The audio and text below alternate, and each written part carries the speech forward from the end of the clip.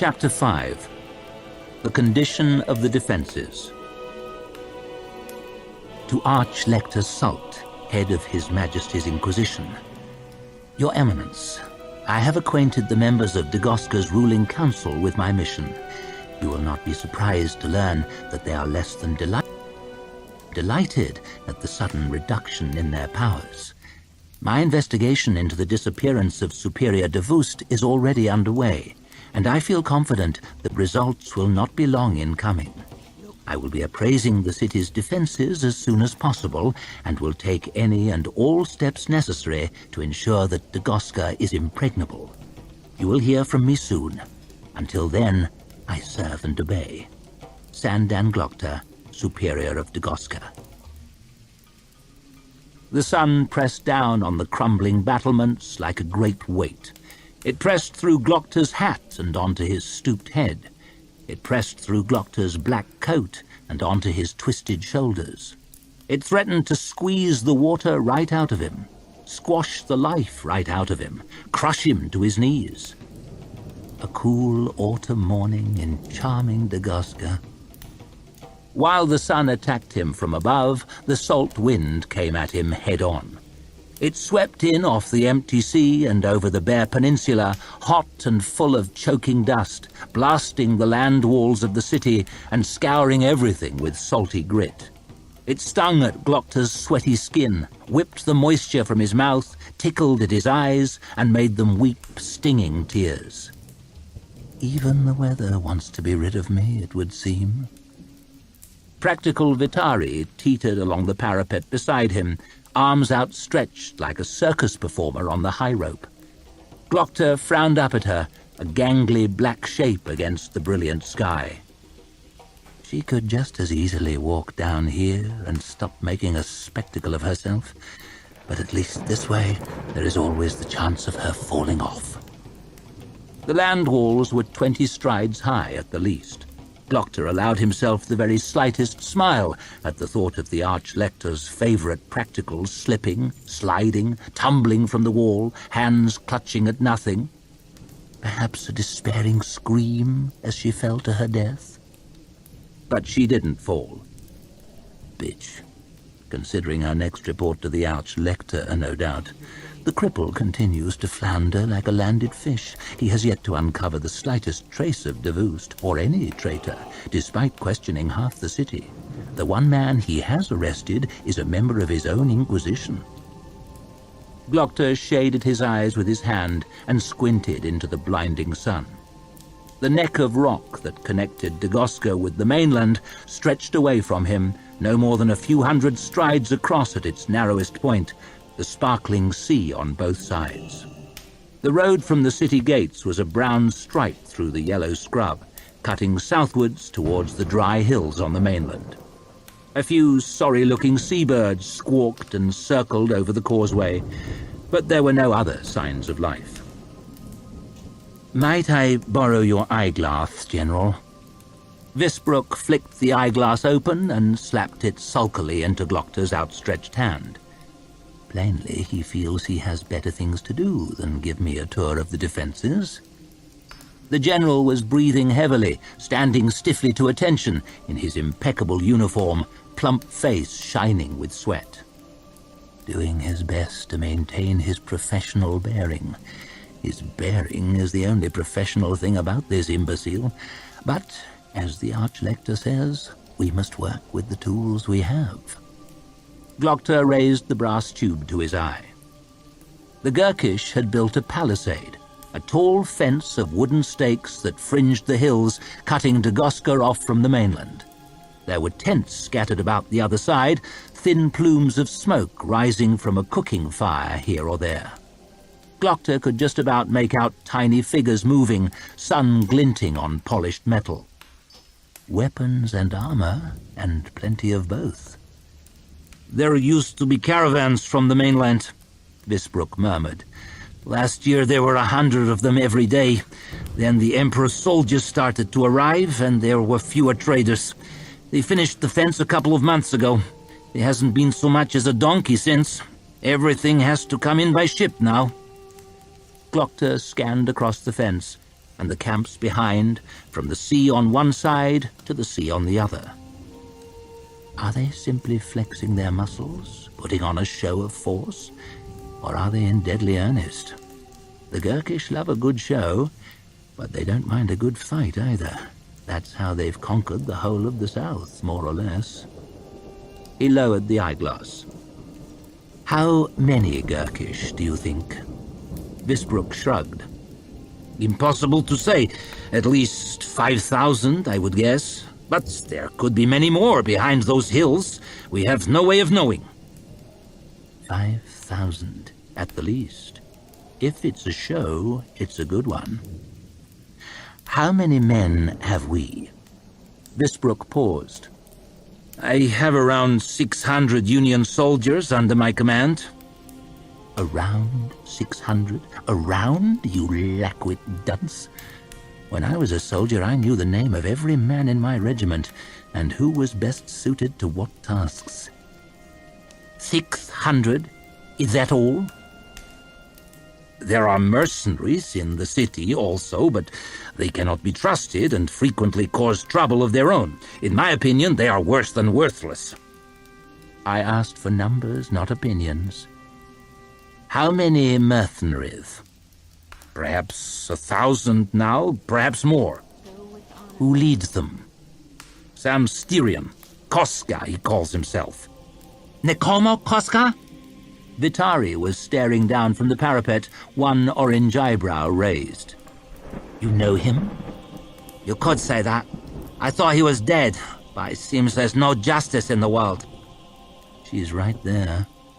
Glockter turned to Visbrook. Does this Cosca answer to you? Not exactly. The Spicers pay him, so he answers to Magister Ida. In theory, he's supposed to follow my orders. But he only follows his own. Glockter could see in the general's face that he was right. Mercenaries, a double-edged sword if ever there was one. Keen, as long as you can keep paying, and provided that trustworthiness is not a priority. And Cosca's men outnumber yours 2 to 1. It would appear that, as far as the defenses of the city are concerned, I am speaking to the wrong man. Perhaps there is one issue, though, on which he can enlighten me. Do you know what became of my predecessor, Superior Devouth? General Visbrook twitched his annoyance. I have no idea. That man's movements were of no interest to me. Mused Glockter, jamming his hat down tighter onto his head as another gritty gust of wind blew in across the walls. The disappearance of the city's superior of the Inquisition? Of no interest whatsoever? None, snapped the general. We rarely had cause to speak to one another. Davoust was well known as an abrasive character. As far as I'm concerned, the Inquisition has its responsibilities, and I have mine. Touchy. But then everyone is, since I arrived in town. You'd almost think they didn't want me here. You have your responsibilities, eh? Glockter shuffled to the parapet, lifted his cane, and prodded at a corner of crumbling masonry not far from Vitari's heel. A chunk of stone cracked away and tumbled from the wall into space. A few moments later, he heard it clatter into the ditch far below. He rounded on Visbrook. As commander of the city's defenses, would you count the maintenance of the walls as being among your responsibilities? Visbrook bristled. I have done everything possible. Glockter counted the points off with the fingers of his free hand. The land walls are crumbling and poorly manned. The ditch beyond is so choked with dirt it barely exists. The gates have not been replaced in years and are falling to pieces on their own. If the Gurkish were to attack tomorrow, I do believe we'd be in quite a sorry position. Not for any oversight on my part, I can assure you. With the heat and the wind and the salt from the sea, wood and metal rot in no time, and stone fares little better. Do you realize the task? The general gestured at the great sweep of the towering land walls, curving away to the sea on either side. Even here at the top, the parapet was wide enough to drive a cart down, and they were a lot thicker at the base. I have few skilled masons and precious little materials. What the closed council gives me barely pays for the upkeep of the citadel. Then the money from the spicers scarcely keeps the walls of the upper city in good repair. Fool. One could almost believe he did not seriously mean to defend the city at all. The citadel cannot be supplied by sea if the rest of Dagoska is in Gurkish hands. Am I right? Visbruck blinked. Well, no, but the walls of the upper city might keep the natives where they are, but they are too long, too low, and too thin to withstand a concerted attack for long. Would you agree? Yes, I suppose so, but so, any plan that treats the citadel or the upper city as our main line of defense is one that only plays for time. Time for help to arrive. Help that, with our army committed hundreds of leagues away in Angland, might take a while appearing. Will never appear at all. If the land walls fall, the city is doomed. Glocta tapped the dusty flags underfoot with his cane. Here is where we must fight the Gurkish, and here is where we must keep them out. Everything else is an irrelevance. An irrelevance, Vitari piped to herself as she hopped from one part of the parapet to another. The general was frowning.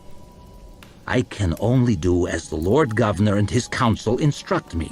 The lower city has always been regarded as dispensable. I am not responsible for overall policy. I am. Glocta held Visbruck's eye for a very long moment. From now on, all resources will be directed into the repair and strengthening of the land walls. New parapets, new gates, every broken stone must be replaced. I don't want to see a crack an ant could crawl through, let alone a Gurkish army. But who will do the work? The natives built the damn things in the first place, didn't they? There must be skilled men among them. Seek them out and hire them. As for the ditch, I want it down below sea level. If the Gurkish come, we can flood it and make the city into an island. But that could take months. You have 2 weeks. Perhaps not even that long. Press every idle man into service. Women and children, too, if they can hold a spade. Visbruck frowned up at Vitari. And what about your people in the Inquisition? Oh, they're too busy asking questions, trying to find out what happened to your last superior. Or they're watching me and my quarters, and the gates of the citadel all day and night, trying to make sure that the same thing doesn't happen to your new one. Be a shame, eh, Visbruck, if I disappeared before the defenses were ready? Of course, Superior, muttered the general. But without tremendous enthusiasm, I rather think. Everyone else must work, though, including your own soldiers. But you can't expect my men to... I expect every man to do his part. Anyone who doesn't like it can go back to Adua. He can go back and explain his reluctance to the Archlector. Glocta leered his toothless smile at the general.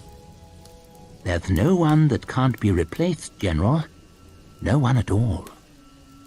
There was a great deal of sweat on Visbruck's pink face, great drops of it.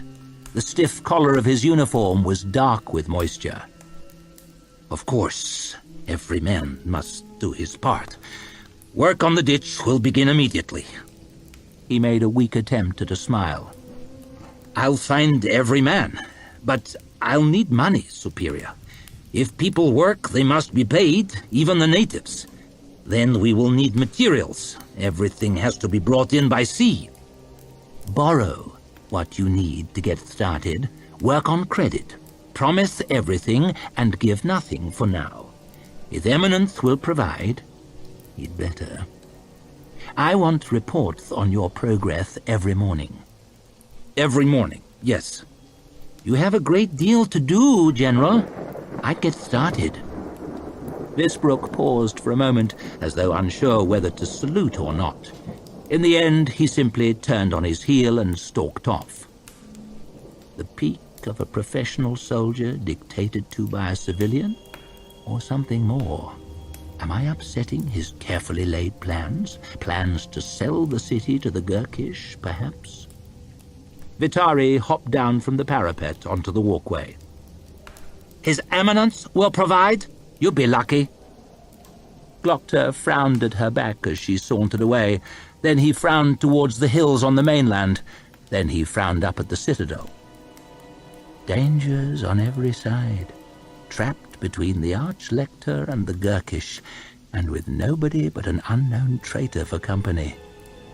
It'll be a wonder if I last a day. A committed optimist might have called the place a dive, but it scarcely deserves the name. A piss-smelling shack with some oddments of furniture, everything stained with ancient sweat and recent spillages. A kind of cesspit with half the cess removed. Customers and staff were indistinguishable. Drunken, fly-blown natives stretched out in the heat. Nicomo Cosca, famed soldier of fortune, sprawled in amongst this scene of debauchery, sound asleep. He had his driftwood chair rocked back on its rear legs against the grimy wall, one boot up on the table in front of him. It had probably been as fine and flamboyant a boot as one could hope for. Once, black Styrian leather with a golden spur and buckles, no longer. The upper was sagging and scuffed grey with hard use. The spur was snapped off short, the gilt on the buckles was flaking away, and the iron underneath was spotted with brown rust. A circle of pink blistered skin peered at Glocta through a hole in the sole. And a boot could scarcely be better fitted to its owner. Cosca's long moustaches, no doubt meant to be waxed out sideways in the fashion of a Styrian dandy, flopped limp and lifeless round his half-open mouth. His neck and jaw were covered in a week's growth, somewhere between beard and stubble, and there was a scabrous, flaking rash peering out above his collar. His greasy hair stuck from his head at all angles, excepting a large bald spot on his crown, angry red with sunburn. Sweat beaded his slack skin. A lazy fly crawled across his puffy face. One bottle lay empty on its side on the table. Another, half full, was cradled in his lap. Vitari stared down at this picture of drunken self-neglect, expression of contempt plainly visible despite her mask. "So, it's true then. You are still alive?" "Just barely." Cosca prized open one red-rimmed eye, blinked, squinted up, and then slowly began to smile. "Shiloh Vitari, I swear. The world can still surprise me." He worked his mouth, grimacing, glanced down and saw the bottle in his lap, lifted it and took a long, thirsty pull. Deep swallows, just as if it were water in the bottle. A practiced drunkard, as though there was any doubt. Hardly the man one would choose to entrust the defense of the city to at first glance. "I never expected to see you again. Why don't you take off the mask? It's robbing me of your beauty." "Save it for your whores, Cosca. I don't need to catch what you've got." The mercenary gave a bubbling sound, half laugh, half cough. "You still have the manners of a princess," he wheezed. "Then this shithouse must be a palace." Cosca shrugged. "It all looks the same if you're drunk enough." "You think you'll ever be drunk enough?" "No, but it's worth trying." As if to prove the point, he sucked another mouthful from the bottle. Vitari perched herself on the edge of the table. "So, what brings you here? I thought you were busy spreading the cockroach across Styria." "My popularity at home had somewhat dwindled." "Found yourself on both sides of a fight once too often, eh?" "Something like that." "But the Dagoskans welcomed you with open arms?" "I'd rather you welcomed me with open legs, but a man can't get everything he wants. Who's your friend?" Glocta slid out a rickety chair with one aching foot and eased himself into it, hoping it would bear his weight. Crashing to the floor in a bundle of broken sticks would hardly send the right message, now would it? "My name is Glocta." He stretched his sweaty neck out to one side and then the other. "Superior Glocta." Cosca looked at him for a long time. His eyes were bloodshot, sunken, heavy-lidded. And yet there is a certain calculation there. Not half as drunk as he pretends, perhaps. "The same one who fought in Gurkish, the Colonel of Horse." Glocta felt his eyelid flicker. You could hardly say the same man, but surprisingly well remembered nonetheless. "I gave up soldiery some years ago. I'm surprised you've heard of me. A fighting man should know his enemies, and a hired man never knows who his next enemy might be. It's worth taking notice of who's who in military circles. I heard your name mentioned some time ago as a man worth taking notice of. Bold and clever, I heard, but reckless. That was the last I heard. And now here you are, in a different line of work, asking questions. Recklessness didn't work out for me in the end." Glocta shrugged. "And a man needs something to do with his time." "Of course. Never doubt another's choices, I say. You can't know his reasons. You come here for a drink, Superior? They've nothing but this piss, I'm afraid." He waved the bottle. "Or have you questions for me?" "That I have, and plenty of them. Do you have any experience with sieges?" "Experience?" spluttered Cosca. "Experience, you ask? Experience is one thing I am not short of." "No," murmured Vitari over her shoulder. "Just discipline and loyalty." "Yeah, well," Cosca frowned up at her back, "that all depends on who you ask. But I was at Atrina and at Muris. Serious pair of sieges, those. And I besieged Visserine myself for a few months, and nearly had it. Except that she-devil Makato caught me unawares. Came on us with cavalry before dawn, sun behind and all. Damned unfriendly trick, the bitch." "I heard you were passed out drunk at the time," muttered Vitari. "Yes, well, then I held Boletta against Grand Duke Orso for 6 months." Vitari snorted. "Until he paid you to open the gates." Cosca gave a sheepish grin. "It was an awful lot of money, but he never fought his way in. You'd have to give me that, eh, Shiloh? No one needs to fight you, providing they bring their purse." The mercenary grinned. "I am what I am, and never claimed to be anything else." "So, you've been known to betray an employer?" asked Glocta. The Styrian paused, the bottle halfway to his mouth. "I am thoroughly offended, Superior. Nicomo Cosca may be a mercenary, but there are still rules. I could only turn my back on an employer under one condition." "Which is?" Cosca grinned. "If someone else were to offer me more." "Ah, the mercenary's code. Some men will do anything for money. Most men will do anything for enough. Perhaps even make a superior of the Inquisition disappear." "Do you know what became of my predecessor, Superior de Vust?" "Ah, the riddle of the invisible torturer." Cosca scratched thoughtfully at his sweaty beard, picked a little at the rash on his neck, and examined the results wedged under his fingernail. "Who knows, or cares to know? The man was a swine.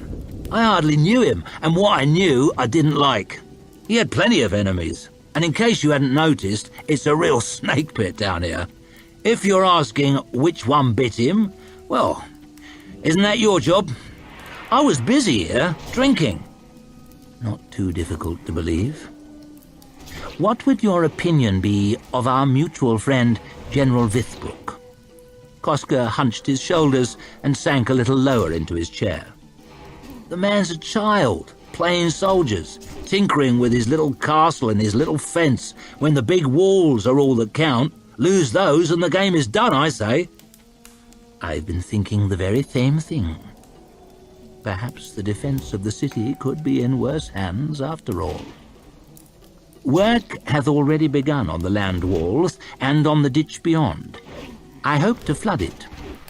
Cosca raised an eyebrow. Good. Flood it. The Gurkish don't like the water much. Poor sailors. Flood it. Very good. He tipped his head back and sucked the last drops from the bottle. Then he tossed it on the dirty floor, wiped his mouth with his dirty hand, then wiped his hand on the front of his sweat-stained shirt. At least someone knows what they're doing. Perhaps when the Gurkish attack will last longer than a few days, eh? Providing we aren't betrayed beforehand. You never know. Perhaps the Gurkish won't attack. Oh, I hope they do. Cosca reached under his chair and produced another bottle. There was a glint in his eye as he pulled the cork out with his teeth and spat it across the room. I get paid double once the fighting starts. It was evening, and a merciful breeze was washing through the audience chamber. Glocta leaned against the wall by the window, watching the shadows stretch out over the city below. The Lord Governor was keeping him waiting, trying to let me know he's still in charge, whatever the closed council might say. But Glocta didn't mind being still for a while. The day had been a tiring one, slogging round the city in the baking heat, examining the walls, the gates, the troops, asking questions to which no one has satisfactory answers. His leg was throbbing, his back was aching, his hand was raw from gripping his cane. But no worse than usual. I am still standing. A good day, all in all. The glowing sun was shrouded in lines of orange cloud. Beneath it, a long wedge of sea glittered silver in the last light of the day. The land walls had already plunged half the ramshackle buildings of the lower city into deep gloom, and the shadows of the tall spires of the great temple stretched out across the roofs of the upper city, creeping up the slopes of the rock towards the citadel. The hills on the mainland were nothing more than a distant suggestion, full of shadows, and crawling with Gurkish soldiers, watching us as we watch them, no doubt, seeing us dig our ditches, patch our walls, shore up our gates. How long will they be content to watch, I wonder? How long before the sun goes down for us? The door opened, and Glocta turned his head, wincing as his neck clicked. It was the Lord Governor's son, Corsten dan Worms. He shut the door behind him, and he strode purposefully into the room, metal heel tips clicking on the mosaic floor. Ah, the flower of the Union's young nobility. The sense of honor is almost palpable. Or did someone fart? Superior Glocta, I hope I have not kept you waiting. You have, said Glocta as he shuffled to the table. That is what happens when one comes late to a meeting. Worms frowned slightly. Then I apologize, he said in the most unapologetic tone imaginable. How are you finding our city? Hot and full of steps. Glocta dumped himself into one of the exquisite chairs. Where is the Lord Governor? The frown turned down further. I'm afraid that my father is unwell and cannot attend. You understand that he is an old man and needs his rest. I can speak for him, however. Can you indeed? And what do the two of you have to say? My father is most concerned about the work that you are undertaking on the defences. I'm told that the king's soldiers have been set to digging holes on the peninsula rather than defending the walls of the upper city. You realize that you're leaving us at the mercy of the natives. Glocta snorted. The natives are citizens of the Union, no matter how reluctant. Believe me, they are more inclined to mercy than the Gurkish. Of their mercy I have first-hand experience. They're primitives, sneered Worms, and dangerous to boot. You have not been here long enough to understand the threat they pose to us. You should talk to Haka. He's got the right ideas as far as the natives are concerned. I talked to Haka, and I didn't like his ideas. I suspect he may have been forced to rethink them, in fact, downstairs, in the dark. I suspect he is rethinking even now, and as quickly as his pea of a brain will allow. As for your father's worries, he need no longer concern himself with the defense of the city. Since he is an old man and in need of rest, I have no doubt he will be happy to pass the responsibility to me.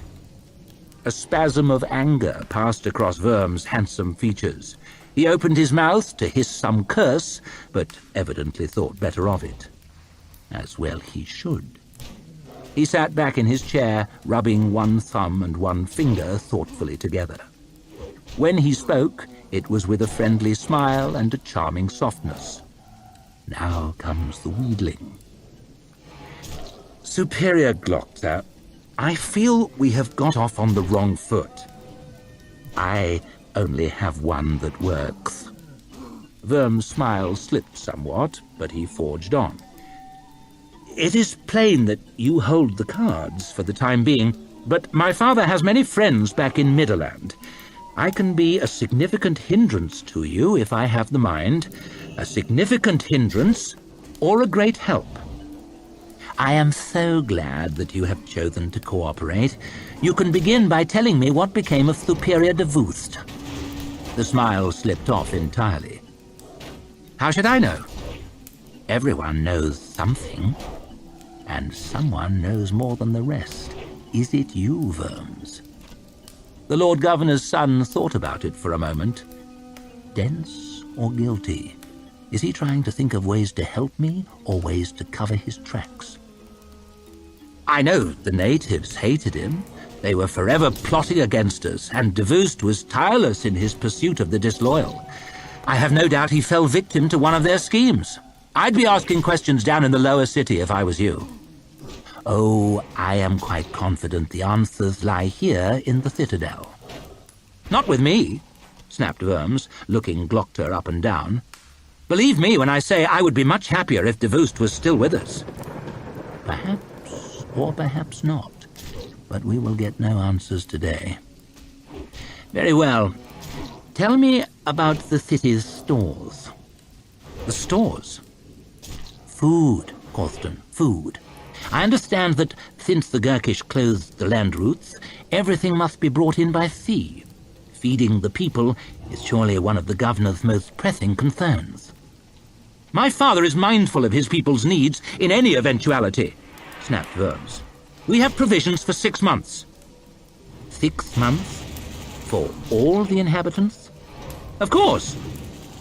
Better than I expected. One less thing to worry about, at least, from this vast tangle of worries. Unless you count the natives, added Worms, as though it was of no importance. Glocta paused.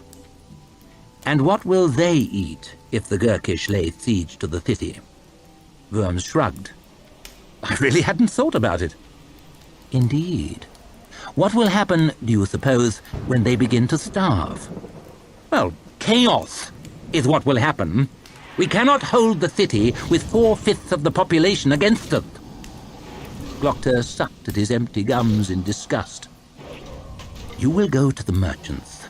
You will secure provisions for 6 months. For everyone. I want 6 months' supplies for the rats in the sewers. What am I? Sneered Worms. Your grocery boy? I suppose you're whatever I tell you to be. All trace of friendliness had vanished from Worm's face now. I am the son of a Lord Governor. I refuse to be addressed in this manner. The legs of his chair squealed furiously as he sprang up and made for the door. Fine, murmured Glocta. There's a boat that goes to Adua every day. A fast boat, and it takes its cargo straight to the House of Questions. They'll address you differently there, believe me. I could easily arrange a berth for you. Worms stopped in his tracks. You wouldn't dare. Glocta smiled, his most revolting, leering, gap-toothed smile. You'd have to be a bold man to bet your life on what I dare. How bold are you? The young man licked his lips, but he did not meet Glocta's gaze for long. "I thought not. He reminds me of my friend Captain Luther. All flash and arrogance, but with no kind of character to hang it on. Prick him with a pin, and he sags like a punctured wineskin. 6 months' food. 6 months for everyone. And see that it's done promptly." "Grocery boy?" "Of course," growled Worms, still staring grimly at the floor. "Then we can get started on the water. The wells, the cisterns, the pumps. People will need something to wash all that hard work down with, eh? You will report to me every morning." Worm's fists clenched and unclenched by his sides. His jaw muscles worked with fury. "Of course," he managed to splutter. "Of course. You may go." Glocta watched him stalk away. "And I have talked to 2 out of 4. 2 of 4, and I have made 2 enemies. I will need allies if I am to succeed here. Without allies I will not last, regardless of what documents I hold. Without allies I will not keep the Gurkish out if they decide to try and come in. Worse yet, I still know nothing of Davoost. A superior of the Inquisition disappeared into thin air. Let us hope the Archlector will be patient." Hope? Archlector? Patience? Glocta frowned. Never have 3 ideas belonged together less. Damn wheel. Chapter 6. The thing about trust. The wheel on the cart turned slowly round and squeaked. It turned round again and squeaked. Ferro scowled at it. Damn wheel, damn cart. She shifted her scorn from the cart to its driver. Damn apprentice. She didn't trust him a finger's breadth. His eyes flickered over to her, lingered an insulting moment, then darted off, as if he knew something about Ferro that she did not know herself. That made her angry. She looked away from him to the first of the horses and its rider. Damn Union boy with his stiff back, sitting in his saddle like a king sits on his throne, as though being born with a good-shaped face was an achievement to be endlessly proud of. He was pretty and neat and dainty as a princess. Ferro smiled grimly to herself. The princess of the Union, that's what he was. She hated fine-looking people, even more than ugly ones. Beauty was never to be trusted. You would have had to look far and wide to find anyone less beautiful than the big 9-fingered bastard. He sat in his saddle, slumped over like some great sack of rice. Slow-moving, scratching, sniffing, chewing like a big cow. Trying to look like he had no killing in him, no mad fury, no devil. She knew better. He nodded to her, and she scowled back. He was a devil wearing a cow's skin, and she was not fooled. Better than that damn navigator, though. Always talking, always smiling, always laughing. Ferro hated talk, and smiles, and laughter, each one more than the last. Stupid little man with his stupid tales. Underneath all his lies, he was plotting, watching. She could feel it. That left the first of the Magi, and she trusted him least of all. She saw his eyes sliding to the cart, looking at the sack he'd put the box in. Square, grey, dull, heavy box. He thought no one had seen, but she had. Full of secrets is what he was. Bald bastard, with his thick neck and his wooden pole, acting as if he had done nothing but good in his life, as if he would not know where to begin at making a man explode. Damn fucking pinks, she whispered to herself. She leaned over and spat onto the track, glowered at their 5 backs as they rode ahead of her. Why had she let Yulway talk her into this madness? A voyage way off into the cold west where she had no business. She should have been back in the south, fighting the Gurkish, making them pay what they owed her. Cursing the name of Yulway silently to herself, she followed the others up to the bridge. It looked ancient. Pitted stones splattered with stains of lichen, the surface of it rutted deep where a cart's wheels would roll. thousands of years of carts rolling back and forward. The stream gurgled under its single arch, bitter cold water flowing fast. A low hut stood beside the bridge, settled and slumped into the landscape over long years. Some wisps of smoke were snatched from its chimney and out across the land in the cutting wind. One soldier stood outside alone. Drew the short straw, maybe. He'd pressed himself against the wall, swathed in a heavy cloak, horsehair on his helmet whipping back and forth in the gusts, his spear ignored beside him. Bayaz reined his horse in before the bridge and nodded across. "We're going up onto the plain, out towards Darmium." "Can't advise it. Dangerous up there." Bayaz smiled. "Dangers mean profits." "Profits won't stop an arrow, friend." The soldier looked them up and down, one by one, and sniffed. "Varied crowd, aren't you?" "I take good fighters wherever I can find them." "Course." He looked over at Pharaoh, and she scowled back. "Very tough, I'm sure, but the fact is the plains are deadly, and more than ever now. Some traders are still going up there, but they're not coming back. That madman Cabrian has raiders out there, I reckon, keen for plunder. Scario and Galtus, too, they're a little better. We keep some shred of lore on this side of the stream, but once you're up there, you're on your own. There'll be no help for you if you're caught out on the plain." He sniffed again. "No help at all." Bayaz nodded grimly. "We ask for none." He spurred his horse, and it began to trot over the bridge onto the track on the other side. The others followed behind, Longfoot first, then Luthar, then Ninefingers. Quai shook the reins, and the cart clattered across. Pharaoh brought up the rear. "No help at all," the soldier called after her before he wedged himself back against the rough wall of his hut. The Great Plain. It should have been good land for riding, reassuring land. Pharaoh could have seen an enemy coming from miles away, but she saw no one. Only the vast carpet of tall grass, waving and thrashing in the wind, stretching away in every direction to the far, far horizon. Only the track broke the monotony, a line of shorter, drier grass, pocked with patches of bare black earth, cutting across the plain straight as an arrow flies.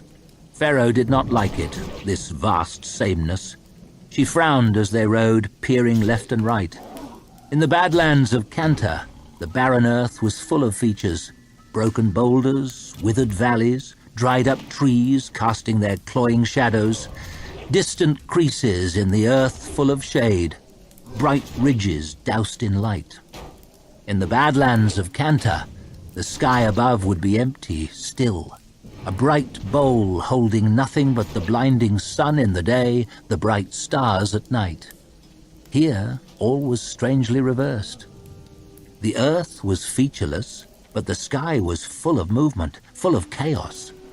Towering clouds loomed over the plain, dark and light swirling together into colossal spirals, sweeping over the grassland with the raking wind, shifting, turning, ripping apart and flooding back together, casting monstrous flowing shadows onto the cowering earth, threatening to crush the 6 tiny riders and their tiny cart with a deluge to sink the world.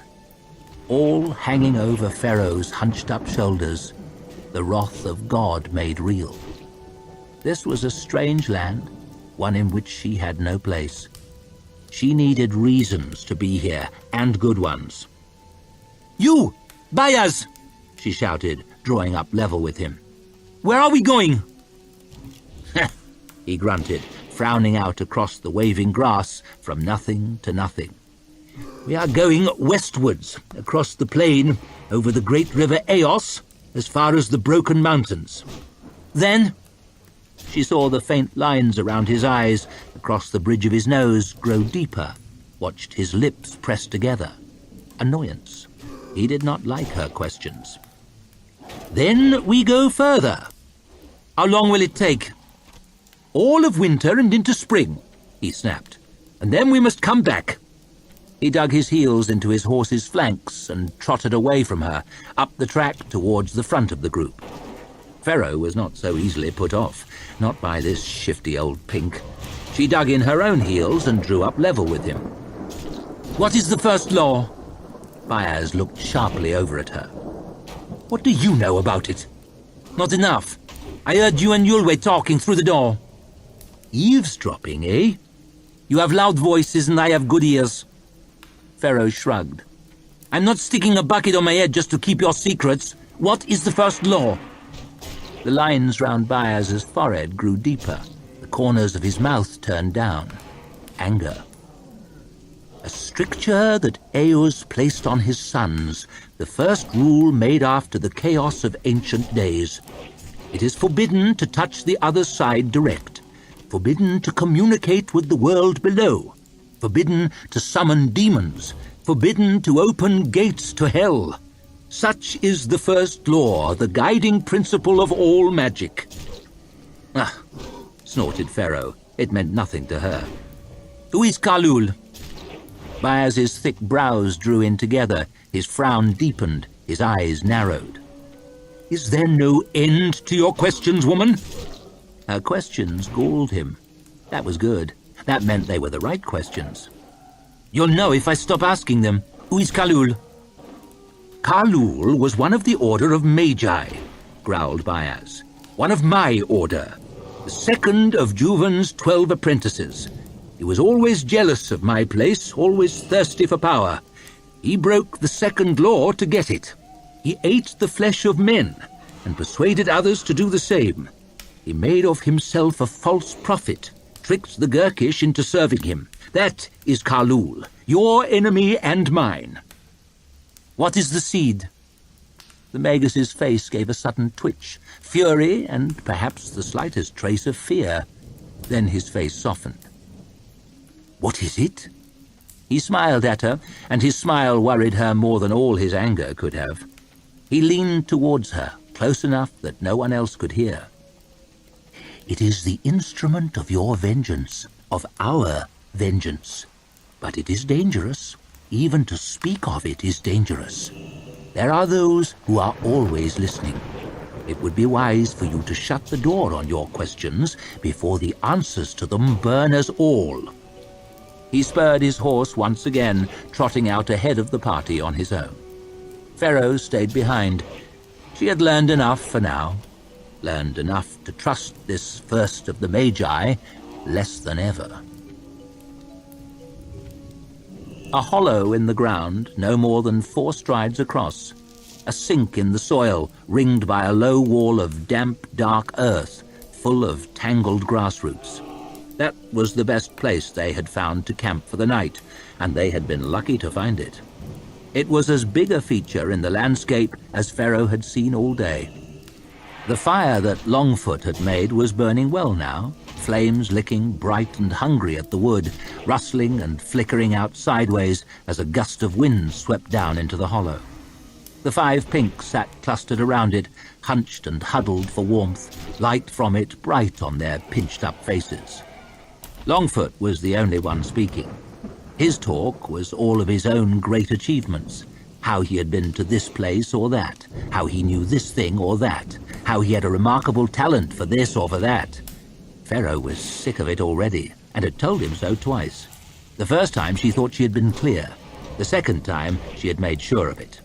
He would not be talking to her of his idiot travels again, but the others still suffered in silence. There was space for her down by the fire, but she did not want it. She preferred to sit above them, cross-legged in the grass on the lip of the hollow. It was cold up here in the wind, and she pulled the blanket tighter round her shivering shoulders. A strange and frightening thing, cold. She hated it, but she preferred cold to company. And so she sat apart, sullen and silent, and watched the light drain out of the brooding sky, watched the darkness creep into the land. There was just the faintest glow of the sun now on the distant horizon, a last feeble brightness round the edges of the looming clouds. The big pink stood up and looked at her.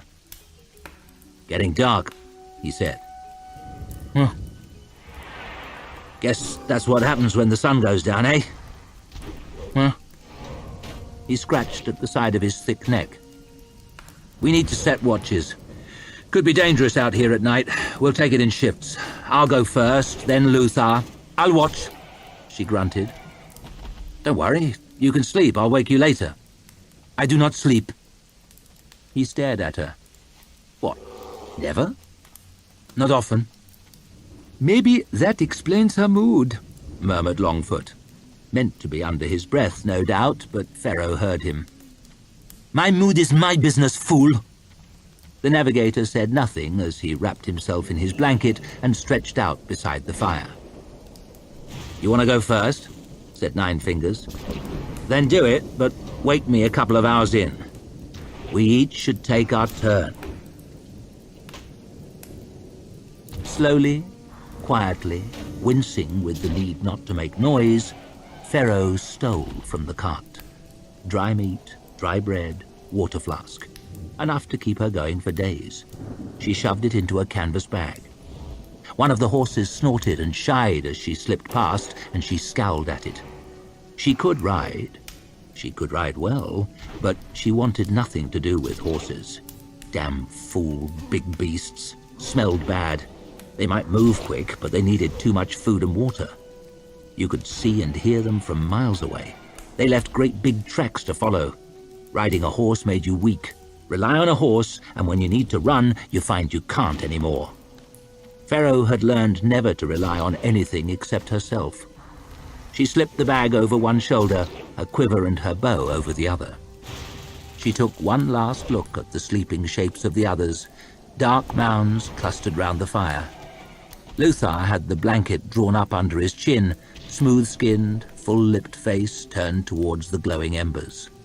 Baez had his back to her, but she could see the dim light shining off his bald pate, the back of one dark ear, hear the slow rhythm of his breathing.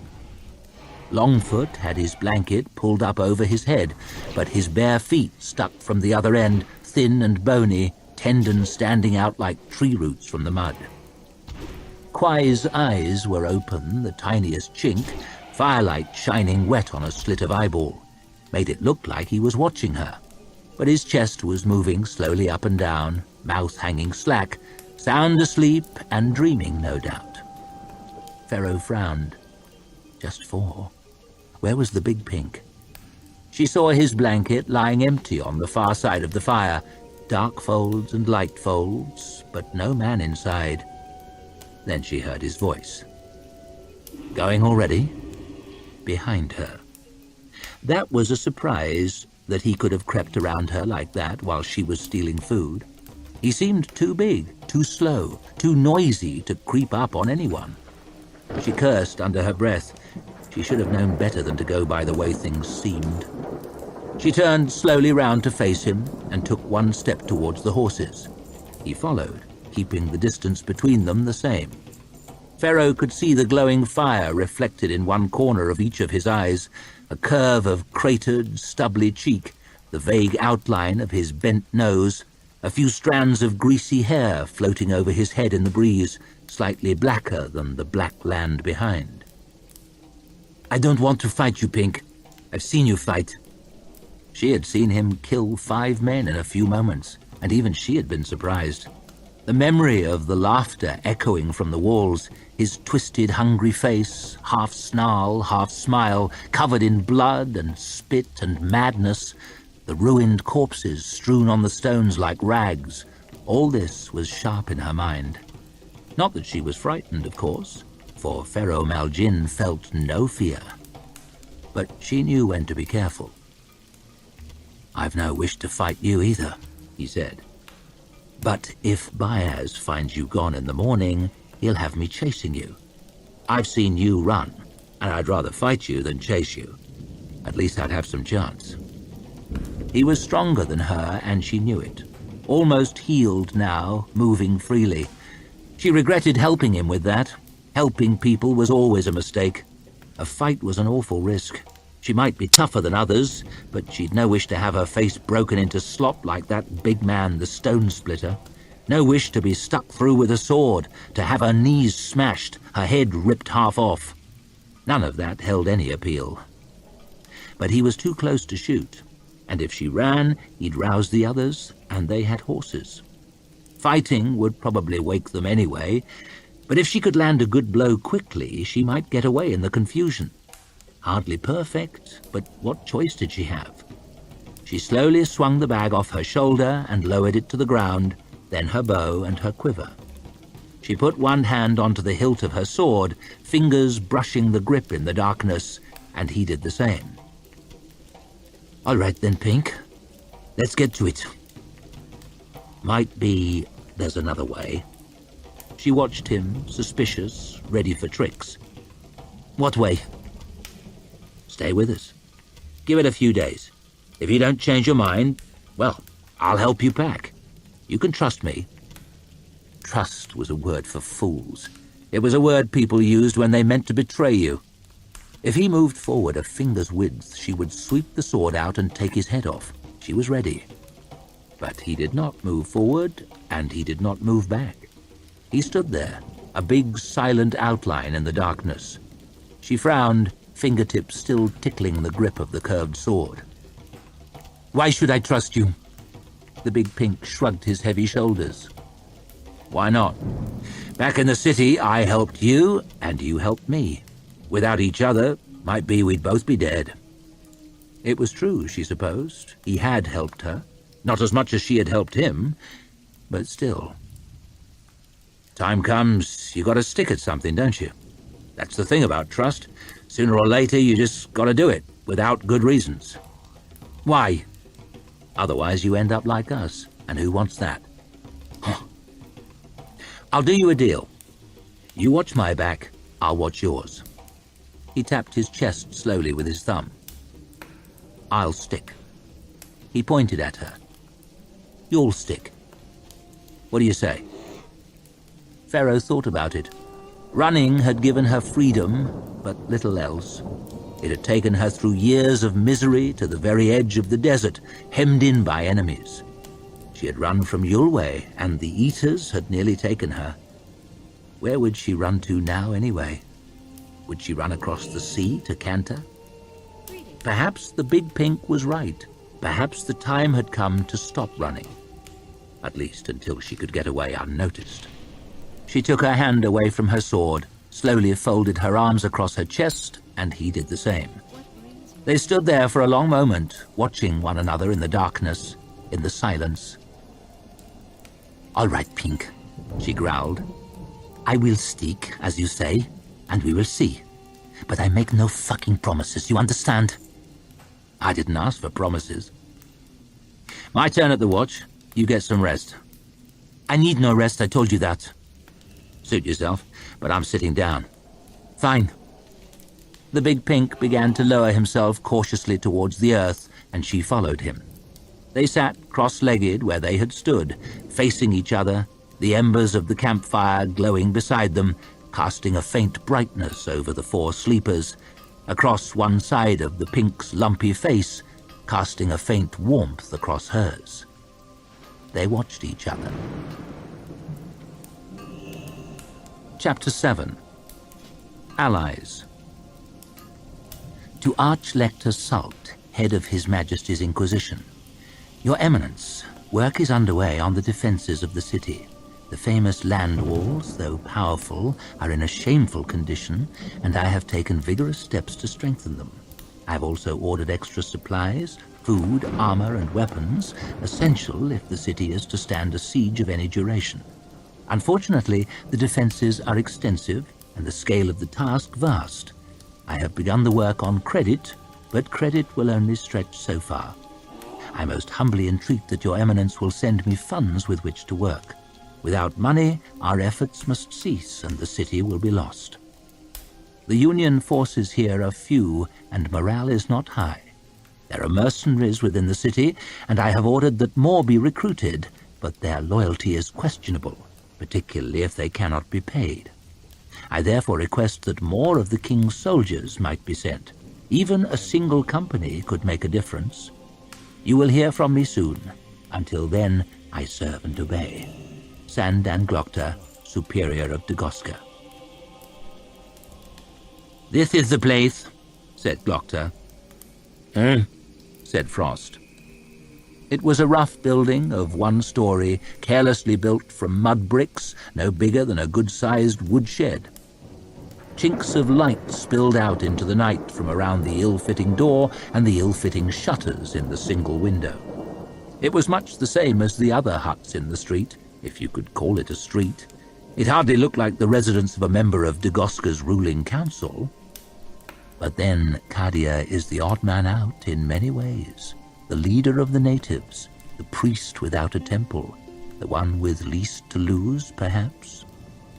The door opened before Glokta even had the chance to knock. Kadia stood in the doorway, tall and slender in his white robe. "Why don't you come in?" The Haddish turned, stepped over to the only chair, and sat down in it. "Wait here," said Glokta. The inside of the shed was no more auspicious than the outside. Clean and orderly and poor as hell. The ceiling was so low that Glokta could only just stand upright. The floor was hard-packed dirt. A straw mattress lay on empty crates at one end of the single room, a small chair beside it. A squat cupboard stood under the window, a few books stacked on top, a guttering candle burning beside them. Apart from a dented bucket for natural functions, that appeared to be the full extent of Kadia's worldly possessions. No sign of any hidden corpses of superiors of the Inquisition, but you never know. A body can be packed away quite neatly if one cuts it into small enough pieces. "You should move out of the slums." Glokta shut the door behind him on creaking hinges, limped to the bed, and sat down heavily on the mattress. "Natives are not permitted within the upper city, or had you not heard?" "I'm sure that an exception could be made in your case. You could have chambers in the citadel.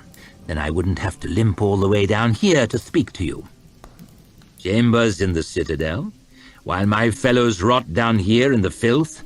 The least a leader can do is to share the burdens of his people. I have little other comfort to give them."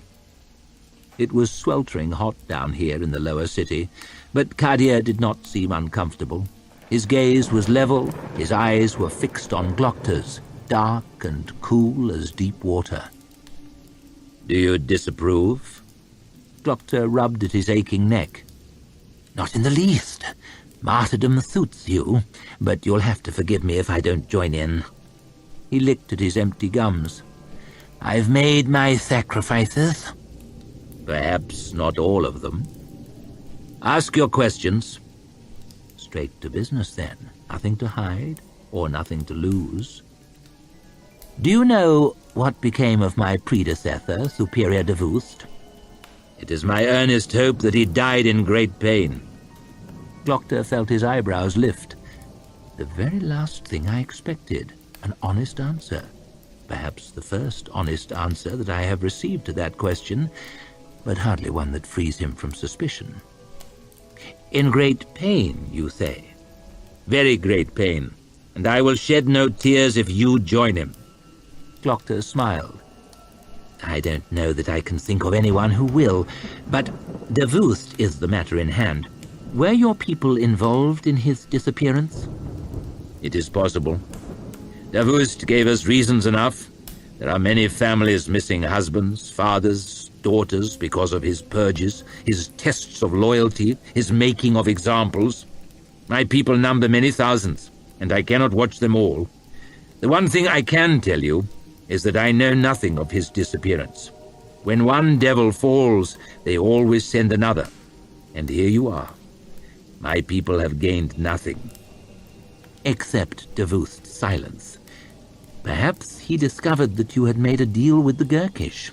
Perhaps joining the Union was not all your people hoped for." Kadia snorted. "You know nothing.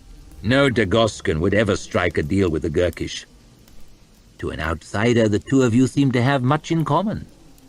"To an ignorant outsider, we do. We both have dark skin, and we both pray to God, but that is the full extent of the similarity. We Dagoskans have never been a warlike people. We remained here on our peninsula, confident in the strength of our defenses, while the Gurkish Empire spread like a cancer across the Kantic continent. We thought their conquests were none of our concern. That was our folly. Emissaries came to our gates, demanding that we kneel before the Gurkish emperor and acknowledge that the prophet Khalul speaks with the voice of God. We would do neither, and Khalul swore to destroy us. Now it seems he will finally succeed. All of the south will be his dominion. And the Archlector will not be in the least amused. Who knows? Perhaps God will come to your aid. God favors those who solve their own problems. Perhaps we can solve some problems between us. I have no interest in helping you. Even if you help yourself as well? I have it in mind to issue a decree. The gates of the upper city will be opened. Your people will be allowed to come and go in their own city as they please. The spices will be turned out of the great temple, and it shall once again be your sacred ground. The Dagoskans will be permitted to carry arms. Indeed, we will provide you with weapons from our own armories. The natives will be treated like full citizens of the Union. They deserve nothing less. So. Kadia clasped his hands together and sat back in his creaking chair. Now, with the Gurkish knocking at the gates, you come to Dagoska flaunting your little scroll as though it was the word of God, and you choose to do the right thing. You are not like all the others. You are a good man, a fair man, a just man. You expect me to believe this? Honestly, I don't care a shit what you believe, and I care about doing the right thing even less.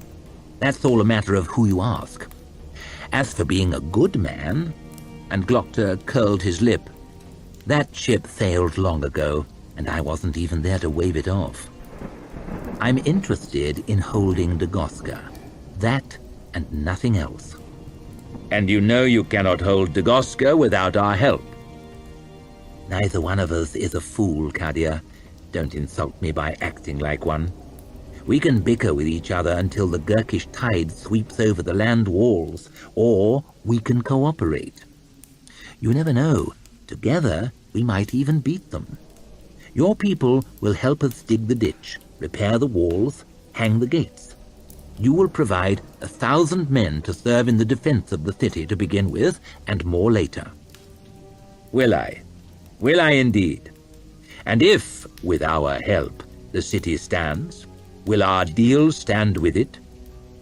If the city stands, I will be gone. More than likely, Verns and the rest will be back in charge, and our deal will be dust. If the city stands, you have my word that I will do everything possible. Everything possible, meaning nothing. You get the idea. I need your help, so I'm offering you what I can. I'd offer you more, but I don't have more. You could sulk down here in the slums with the flies for company and wait for the Emperor to come. Perhaps the great Usman-ul-Dost will offer you a better deal. Glocta looked Kadia in the eye for a moment. But we both know he won't. The priest pursed his lips, stroked his beard, then gave a deep sigh. They say a man lost in the desert must take such water as he is offered, no matter who it comes from. I accept your deal. Once the temple is empty, we will dig your holes and carry your stone and wear your swords. Something is better than nothing, and as you say, perhaps together we can even beat the Gurkish. Miracles do happen. So I've heard, said Glocta as he shoved on his cane and grunted his way to his feet, shirt sticking to his sweaty back. So I've heard, but I've never seen one. Glocta stretched out on the cushions in his chambers, head back, mouth open, resting his aching body. The same chambers that were once occupied by my illustrious predecessor, Superior de Voost. They were a wide, airy, well-furnished set of rooms. Perhaps they once belonged to a Dagoskan prince, or a scheming vizier, or a dusky concubine, before the natives were thrown out into the dust of the lower city. Better by far than my poky shithole in the Agriont, except that superiors of the Inquisition have been known to go missing from these rooms.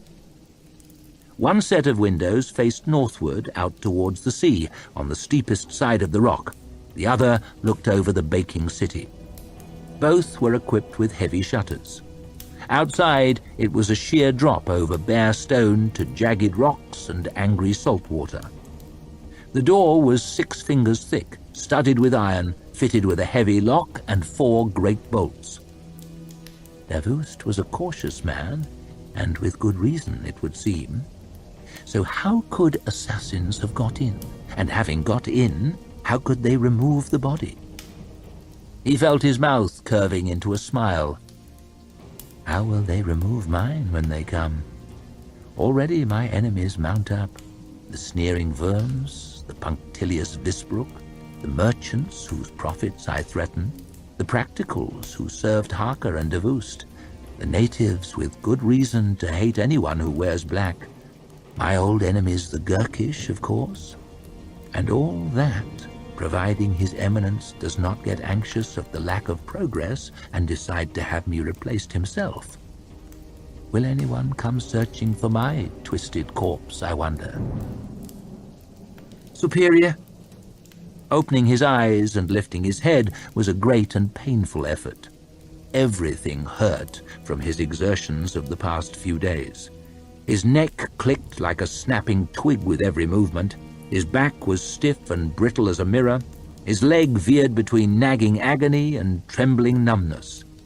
Schickel was standing in the doorway, head bowed. The cuts and bruises on her dark face were healed. There was no outward sign of the ordeal she had suffered in the cells below. She never looked him in the eye, though, always at the floor. Some wounds take time to heal, and others never do. I should know. What is it, Schickel? Magister Ida sends you an invitation to dinner. Does she indeed? The girl nodded. Send word that I will be honored to attend. Glocta watched her pad out of the room, head bowed. Then he sagged back onto his cushions. If I disappear tomorrow, at least I will have saved one person. Perhaps that means my life has not been a total waste of time. Sand Dan Glocta, shield to the helpless. Is it ever too late to be a good man? Please, squealed Haka. Please, I know nothing. He was bound tightly to his chair, unable to move his body far. But he makes up for it with his eyes. They darted back and forth over Glocta's instruments, glittering in the harsh lamplight on the scarred tabletop. Oh, yes, you understand better than most how this will work. Knowledge is so often the antidote to fear. But not here, not now. I know nothing! I will be the judge of what you know. Glocta wiped some sweat from his face. The room was hot as a busy forge, and the glowing coals in the brazier were far from helping. If a thing smells like a liar and is the color of a liar, the chances are it is a liar. Would you not agree? Please! We're all on the same side! Are we? Are we really? I have told you only the truth! Perhaps, but not as much of it as I need. Please! We're all friends here! Friends? In my experience, a friend is merely an acquaintance who has yet to betray you. Is that what you are, Haka? No! Glocta frowned. Then you are our enemy. What? No, I wanted to know what happened, that's all. I didn't mean to. Please! Please, please, please. I tire of hearing it. You have to believe me. The only thing I have to do is get answers. Only ask your questions, Superior, I beg of you. Only give me the opportunity to cooperate. Oh, indeed. The firm hand does not seem such a fine idea any longer, does it? Ask your questions. I will do my best to answer. Good. Glockter perched himself on the edge of the table just beside his tightly bound prisoner and looked down at him. Excellent. Haka's hands were tanned deep brown. His face was tanned deep brown. The rest of his body was pale as a white slug, with thick patches of dark hair. Hardly a fetching look, but it could be worse. Answer me this, then.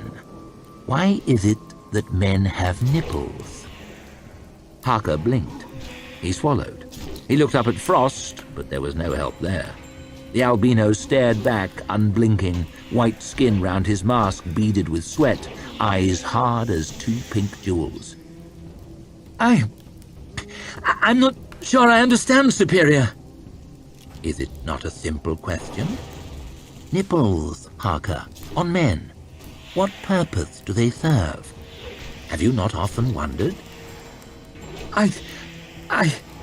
Glockter sighed. They chafe and become painful in the wet. They dry out and become painful in the heat. Some women, for reasons I could never fathom, insist on fiddling with them in bed, as though we derive anything but annoyance from having them interfered with.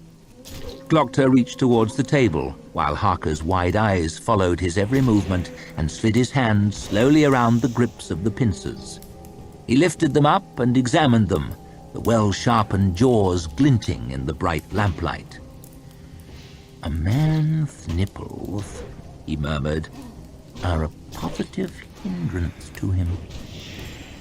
Do you know, aside from the unsightly scarring, I don't miss mine in the least. He grabbed the tip of Haka's nipple and dragged it roughly towards him. Ah! Squawked the one-time inquisitor, the chair creaking as he tried desperately to twist away. No!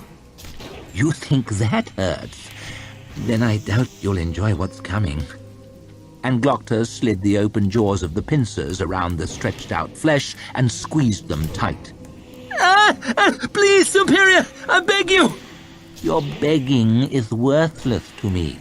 What I need from you is answers. What became of Davoost? I swear on my life that I don't know! Not good enough. Glockter began to squeeze harder, the metal edges starting to bite into the skin. Haka gave a despairing shriek. Wait! I took money! I admit it! I took money! Money? Glockter let the pressure release a fraction, and a drop of blood dripped from the pincers and spattered on Haka's hairy white leg. What money? Money Davoost took from the natives after the rebellion. He had me round up any that I thought might be rich, and he had them hanged along with the rest, and we requisitioned everything they had and split it between us. He kept his share in a chest in his quarters, and when he disappeared, I took it. Where is this money now? Gone. I spent it on women and on wine and on anything. Glockter clicked his tongue. Tut, tut. Greed and conspiracy, injustice and betrayal, robbery and murder. All the ingredients of a tale to titillate the masses. Saucy, but hardly relevant. He worked his hand around the pincers. It is the Superior himself, not his money, that interests me. Believe me when I say that I grow tired of asking the question, what became of Davoost? I don't know. True, perhaps, but hardly the answer I need. Not good enough. Glockter squeezed his hand, and the metal jaws bit cleanly through flesh and met in the middle with a gentle click. Haka bellowed and thrashed and roared in agony, blood bubbling from the red square of flesh where his nipple used to be and running down his pale belly in dark streaks. Glockter winced at a twinge in his neck and stretched his head out until he heard it click. Strange how, with time, even the most terrible suffering of others can become tedious. Practical Frost, the Inquisitor is bleeding, if you please. I'm sorry. The iron scraped as Frost dragged it from the brazier, glowing orange. Glockter could feel the heat of it even from where he was sitting. Ah, hot iron. It keeps no secrets, it tells no lies. No! No! Haka's words dissolved into a bubbling scream as Frost ground the brand into the wound, and the room filled slowly with the salty aroma of cooking meat. A smell which, to Glockter's disgust, caused his empty stomach to rumble. How long is it since I had a good slice of meat? He wiped a fresh sheen of sweat from his face with his free hand and worked his aching shoulders under his coat. An ugly business that we find ourselves in, so why do I do this? The only answer was the soft crunch as Frost slid the iron carefully back into the coals, sending up a dusting of orange sparks. Haka twisted and whimpered and shook, his weeping eyes bulging, a strand of smoke still curling up from the blackened flesh on his chest. An ugly business, of course. No doubt he deserves it, but that changes nothing. Probably he has no clue what became of de Voost, but that changes nothing either. The questions must be asked, and exactly as if he did know the answers. Why do you insist on defying me, Haka? Could it be that you suppose that once I'm done with your nipples, I'll have run out of ideas? Is that what you're thinking? That your nipples are where I'll stop? Haka stared at him, bubbles of spit forming and breaking on his lips. Glockter leaned closer. Oh, no, no, no. This is only the beginning. This is before the beginning. Time opens up ahead of us in pitiless abundance. Days and weeks and months of it, if need be. Do you seriously believe that you can keep your secrets for that long? You belong to me now. To me and to this room. This cannot stop until I know what I need to know. He reached forward and gripped Haka's other nipple between thumb and forefinger. He took up the pincers and opened their bloody jaws. How difficult can that be to understand? Magister Ida's dining chamber was fabulous to behold. Cloths of silver and crimson, gold and purple, green and blue and vivid yellow rippled in the gentle breeze from the narrow windows. Screens of filigree marble adorned the walls. Great pots as high as a man stood in the corners. Heaps of pristine cushions were tossed about the floor as though inviting passers-by to sprawl in comfortable decadence. Coloured candles burned in tall glass jars, casting warm light into every corner, filling the air with sweet scent. At one end of the marble hall, clear water trickled gently in a star-shaped pool. There was more than a touch of the theatrical about the place, like a queen's boudoir from some Celtic legend. Magister Ida, head of the Guild of Spicers, was herself the centerpiece. The very queen of merchants. She sat at the top of the table in a pristine white gown, shimmering silk with just the slightest fascinating hint of transparency. A small fortune in jewels flashed on every inch of tanned skin. Her hair was piled up and held in place with ivory combs, excepting a few strands curling artfully around her face. It looked very much as if she had been preparing herself all day. And not a moment was wasted. Glockter, hunched in his chair at the opposite end with a bowl of steaming soup before him, felt as if he had shuffled into the pages of a storybook. A lurid romance set in the exotic South, with Magister Ida as the heroine and myself the disgusting, the crippled, the black-hearted villain. How will this fable end, I wonder? So, tell me, Magister, to what do I owe this honor? I understand that you have spoken to the other members of the council. I was surprised, and just a little hurt, that you had not sought an audience with me already. I apologize if you felt left out. It seemed only fitting that I saved the most powerful until last. She looked up with an air of injured innocence, and a most consummately acted one. Powerful? Me? Worms controls the budget, issues the decrees. Visbrook commands the troops, holds the defenses. Cadia speaks for the great majority of the populace. I scarcely figure. Come now. Glocta grinned his toothless grin. You are radiant, of course, but I am not quite blinded. Worm's budget is a pittance compared to what the spices make. Cadia's people have been rendered almost helpless. Through your pickled friend Cosca, you command more than twice the troops that Visbrook does. The only reason the Union is even interested in this thirsty rock is for the trade that your guild controls. Well, I don't like to boast. The Magister gave an artless shrug. But I suppose that I do have some passing influence in the city. You have been asking questions, I see. That's what I do. Glocta raised his spoon to his mouth, trying his best not to slurp between his remaining teeth. This soup is delicious, by the way. And one hopes not fatal. I thought you might appreciate it. You see, I have been asking questions also.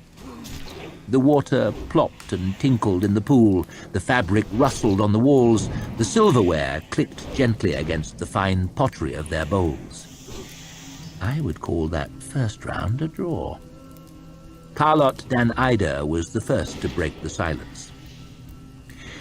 I realize, of course, that you have a mission from the Arch-Lector himself, a mission of the greatest importance.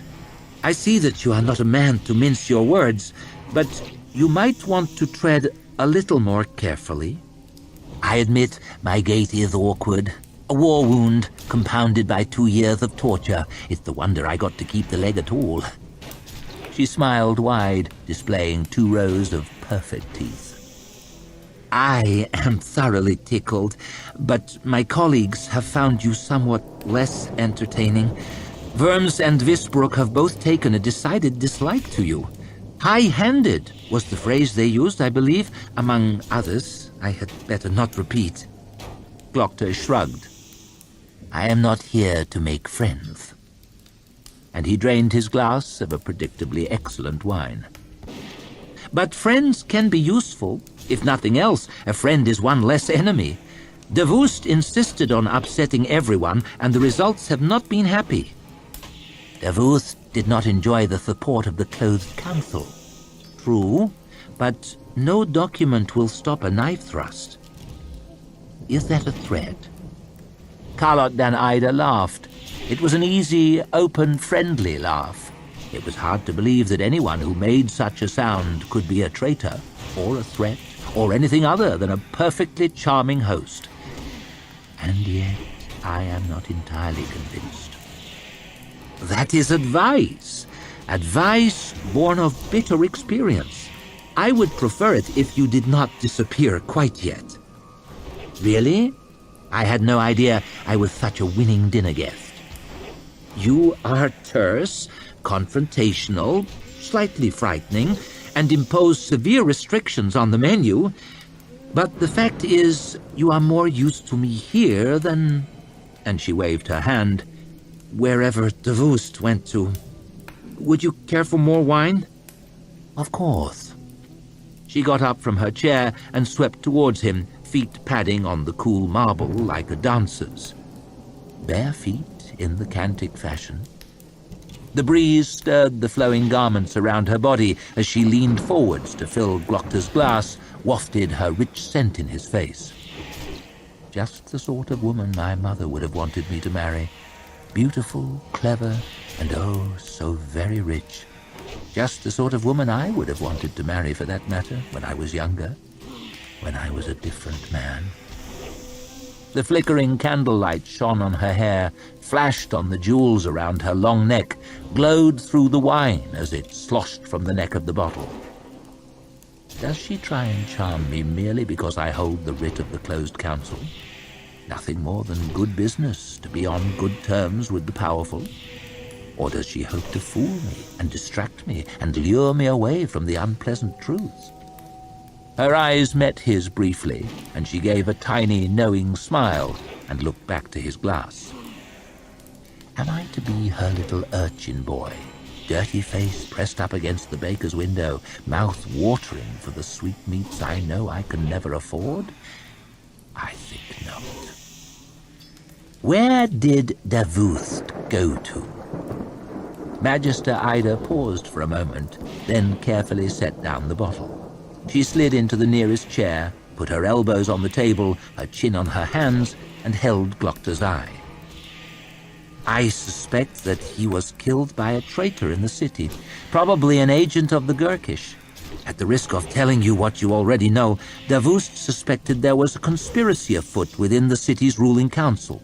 He confided as much to me shortly before his disappearance. Did he indeed? A conspiracy within the ruling council? Glocta shook his head in mock horror. Is such a thing possible? Let us be honest with each other, Superior. I want what you want. We in the Guild of Spicers have invested far too much time and money in this city to see it fall to the Gurkish, and you seem to offer a better chance of holding on to it than those idiots Worms and Visbrook. If there is a traitor within our walls, I want him found. Him or her? Magister Ida raised one delicate eyebrow. It cannot have escaped your notice that I am the only woman on the council. It hath not. Glocta slurped noisily from his spoon. But forgive me if I don't discount you quite yet. It will require more than good soup and pleasant conversation to convince me of anyone's innocence, although it's a damn sight more than anyone else has offered me. Magister Ida smiled as she raised her glass. Then how can I convince you? Honestly, I need money. Ah, money. It always comes back to that. Getting money out of my guild is like trying to dig up water in the desert. Tiring, dirty, and almost always a waste of time. Somewhat like asking questions of Inquisitor Haka. How much were you thinking of? We could begin with, say, 100,000 marks. Ida did not actually choke on her wine, more of a gentle gurgle. She set her glass down carefully, quietly cleared her throat, dabbed at her mouth with the corner of a cloth, then looked up at him, eyebrows raised. You very well know that no such amount will be forthcoming. I'll settle for whatever you can give me for now. We'll see. Are your ambitions limited to a mere 100,000 marks, or is there anything else I can do for you? Actually, there is. I need the merchants out of the temple. Ida rubbed gently at her own temples as though Glocta's demands were giving her a headache. He wants the merchants out, she murmured. It was necessary to secure Kadir's support. With him against us, we cannot hope to hold the city for long. I've been telling those arrogant fools the same thing for years, but stamping on the natives has become quite the popular pastime nonetheless. Very well. When do you want them out? Tomorrow, at the latest. And they call you high-handed. She shook her head. Very well. By tomorrow evening, I could well be the most unpopular magister in living memory, if I still have my post at all. But I'll try and sell it to the guild. Glocta grinned. I feel confident that you could sell anything. You're a tough negotiator, Superior. If you ever get tired of asking questions, I have no doubt you've a bright future as a merchant. A merchant? Oh, I'm not that ruthless. Glocta placed his spoon in the empty bowl and licked at his gums. I mean no disrespect, but how does a woman come to head the most powerful guild in the Union? Ida paused, as though wondering whether to answer or not, or judging how much truth to tell when she does. She looked down at her glass, turned the stem slowly round and round. My husband was magister before me. When we married, I was 22 years old. He was near 60. My father owed him a great deal of money and offered my hand as payment for the debt. So we all have our sufferings. Her lip twisted in a faint scowl. My husband always had a good nose for a bargain. His health began to decline soon after we married, and I took a more and more active role in the management of his affairs and those of the guild. By the time he died, I was magister in all but name, and my colleagues were sensible enough to formalize the arrangement. The Spicers have always been more concerned for profit than propriety. Her eyes flicked up to look at Glokta. I mean no disrespect, but how does a war hero come to be a torturer? It was his turn to pause. A good question. How did that happen? There are precious few opportunities for cripples. Ida nodded slowly, her eyes never leaving Glokta's face.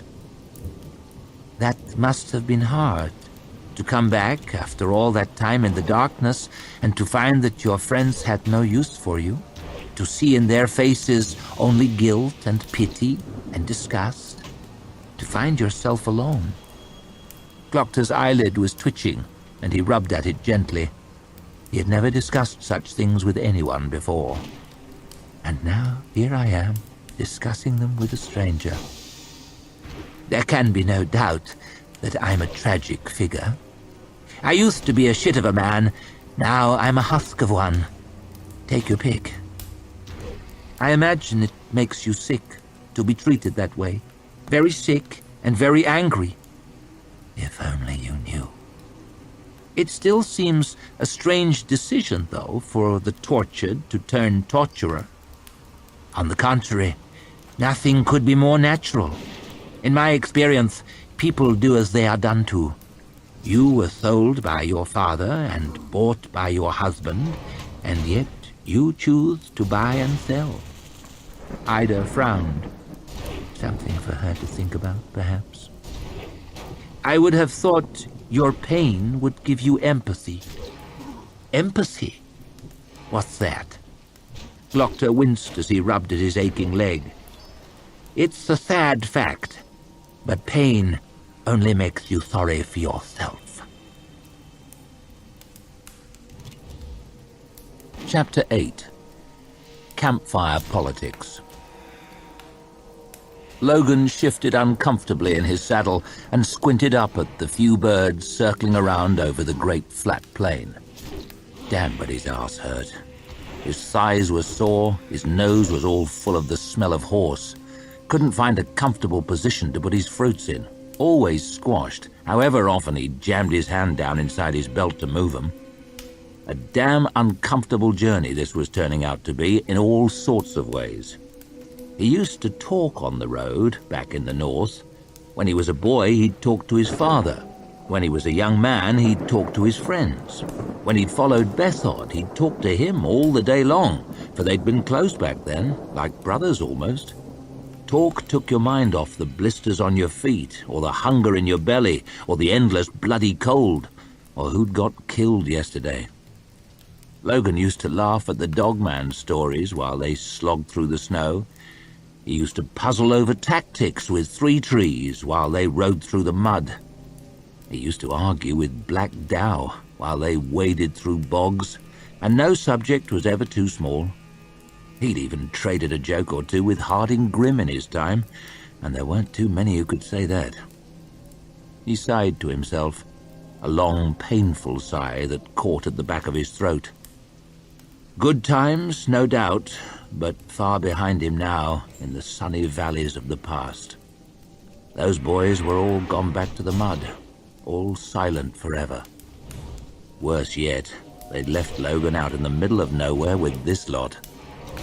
The great Giselle Dan Luther wasn't interested in anyone's stories except his own. He sat stiff upright and aloof the whole time, chin held high, displaying his arrogance and his superiority and his contempt for everything, like a young man might show off his first sword, long before he learned that it was nothing to be proud of. Baez had no interest in tactics. When he spoke at all, he barked in single words, in yeses and in noes, frowning out across the endless grass like a man who's made a bad mistake and can't see his way clear of it. His apprentice, too, seemed changed since they'd left Adua. Quiet, hard, watchful. Brother Longfoot was away across the plain, scouting out the route. Probably best that way. No one else had any talk at all. The navigator, Logan had to admit, had far too much. Pharaoh rode some distance away from the rest of this friendly gathering, her shoulders hunched, her brows drawn down in a constant scowl, the long scar on her cheek puckered up an angry grey, doing her best to make the others look like a sack of laughs. She leaned forwards into the wind, pushing at it, as if she hoped to hurt it with her face. More fun to trade jokes with the plague than with her, Logan reckoned. And that was the merry band. His shoulders slumped. "How long until we get to the edge of the world?" he asked Baez without much hope. "Some way yet," growled the Magus through barely opened teeth. So Logan rode on, tired and sore and bored, and watched those few birds gliding slowly over the endless plain. Nice big fat birds. He licked his lips. "We could do with some meat," he muttered. Hadn't had fresh meat in a good long time now, not since they left Calcis. Logan rubbed his stomach. The fatty softness from his time in the city was already tightening. Nice bit of meat. Pharaoh frowned over at him, then up at the few birds circling above. She shrugged her bow off her shoulder. "Ha!" chuckled Logan. "Good luck." He watched her slide an arrow smoothly out from her quiver. Futile gesture. Even Harding Grim could never have made that shot, and he was the best man Logan had ever seen with a bow. He watched Pharaoh knock her shaft to the curved wood, back arched, yellow eyes fixed on the gliding shapes overhead. "You'll never bag one of those, not in 1,000 years of trying." She pulled back the string. "Waste of a shaft," he shouted. "You've got to be realistic about these things." Probably the arrow would drop back down and stab him in the face, or stick his horse through the neck, so it died and fell over and crushed him under it. A fitting end to this nightmare of a journey. A moment later, one of the birds tumbled down into the grass. Pharaoh's arrow stuck right through it. "No," he whispered, gawping open-mouthed at her as she bent the bow again. Another arrow sailed up into the grey sky. Another bird flopped to the earth just beside the first. Logan stared at it, disbelieving. "No. Don't tell me you haven't seen stranger things," said Baez. "A man who talks to spirits, who travels with Magi, the most feared man in all the North." Logan pulled his horse up and slithered down from the saddle. He walked through the long grass, bent down on wobbly, aching legs, and picked up one of the birds. The shaft had stuck it right through the center of the breast. If Logan had stabbed it with the arrow at a distance of a foot, he could hardly have done it more neatly. "That's wrong." Baez grinned down, hands crossed on the saddle before him. "In ancient days before history, so the legends say, our world and the other side were joined. One world. Demons walked the land, free to do as they pleased. Chaos beyond dreaming. They bred with humans, and their offspring were half-breeds. Part man, part demon. Devil bloods, monsters. One among them took the name Eos. He delivered humanity from the tyranny of devils, and the fury of his battle with them shaped the land. He split the world above from the world below, and he sealed the gates between. To prevent such terror ever coming again, he pronounced the first law. It is forbidden to touch the other side direct or to speak with devils." Logan watched the others watch Pharaoh. Luther and Quai both frowning at this uncanny display of archery.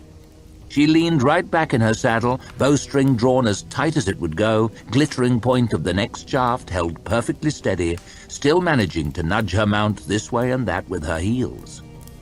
Logan could scarcely make a horse do what he wanted with the reins in his hands, but he failed to see what Bayaz's crazy story had to do with it. Devils and so on. The First Law. Logan waved his hand. So what?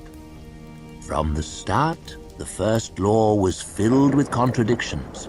All magic comes from the other side, falling upon the land as the light falls from the sun. Eos himself was part devil, and so were his sons, Juvens, Canadius, Glustrod, and others beside.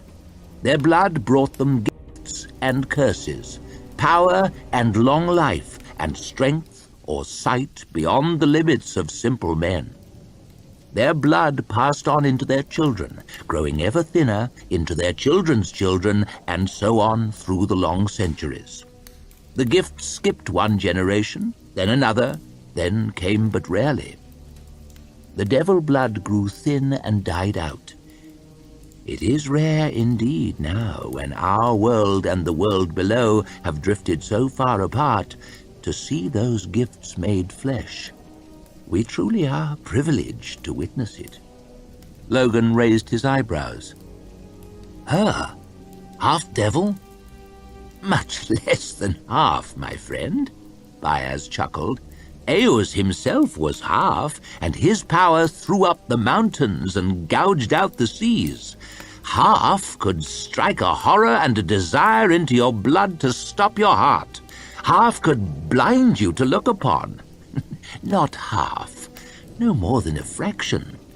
But in her there is a trace of the other side. The other side, eh? Logan looked down at the dead bird in his hand. So, if I was to touch her, would I break the First Law? Bayaz chuckled. Now that is a sharp question. You always surprise me, Master Ninefingers. I wonder what Eos would say to it. The Magus pursed his lips. I think I could find it in myself to forgive you. She, however, and Bayaz nodded his bald head at Pharaoh, would most likely cut your hand off. Logan lay on his belly, peering through the tall grass into a gentle valley with a shallow brook in its bottom. There was a huddle of buildings on the side nearest them, or the shells of buildings. No roofs left, nothing but the tumble-down walls, mostly no more than waist-high, the fallen stones from them scattered across the valley's slopes in amongst the waving grass. It could have been a scene out of the north. Lots of villages abandoned there since the wars, people driven out, dragged out, burned out. Logan had watched it happen often. He'd joined in more than once. He wasn't proud of it, but he wasn't proud of much from those times. Or any other, come to think of it. Not a lot left to live in, whispered Luthar. Pharaoh scowled at him. Plenty left to hide behind. Evening was coming on.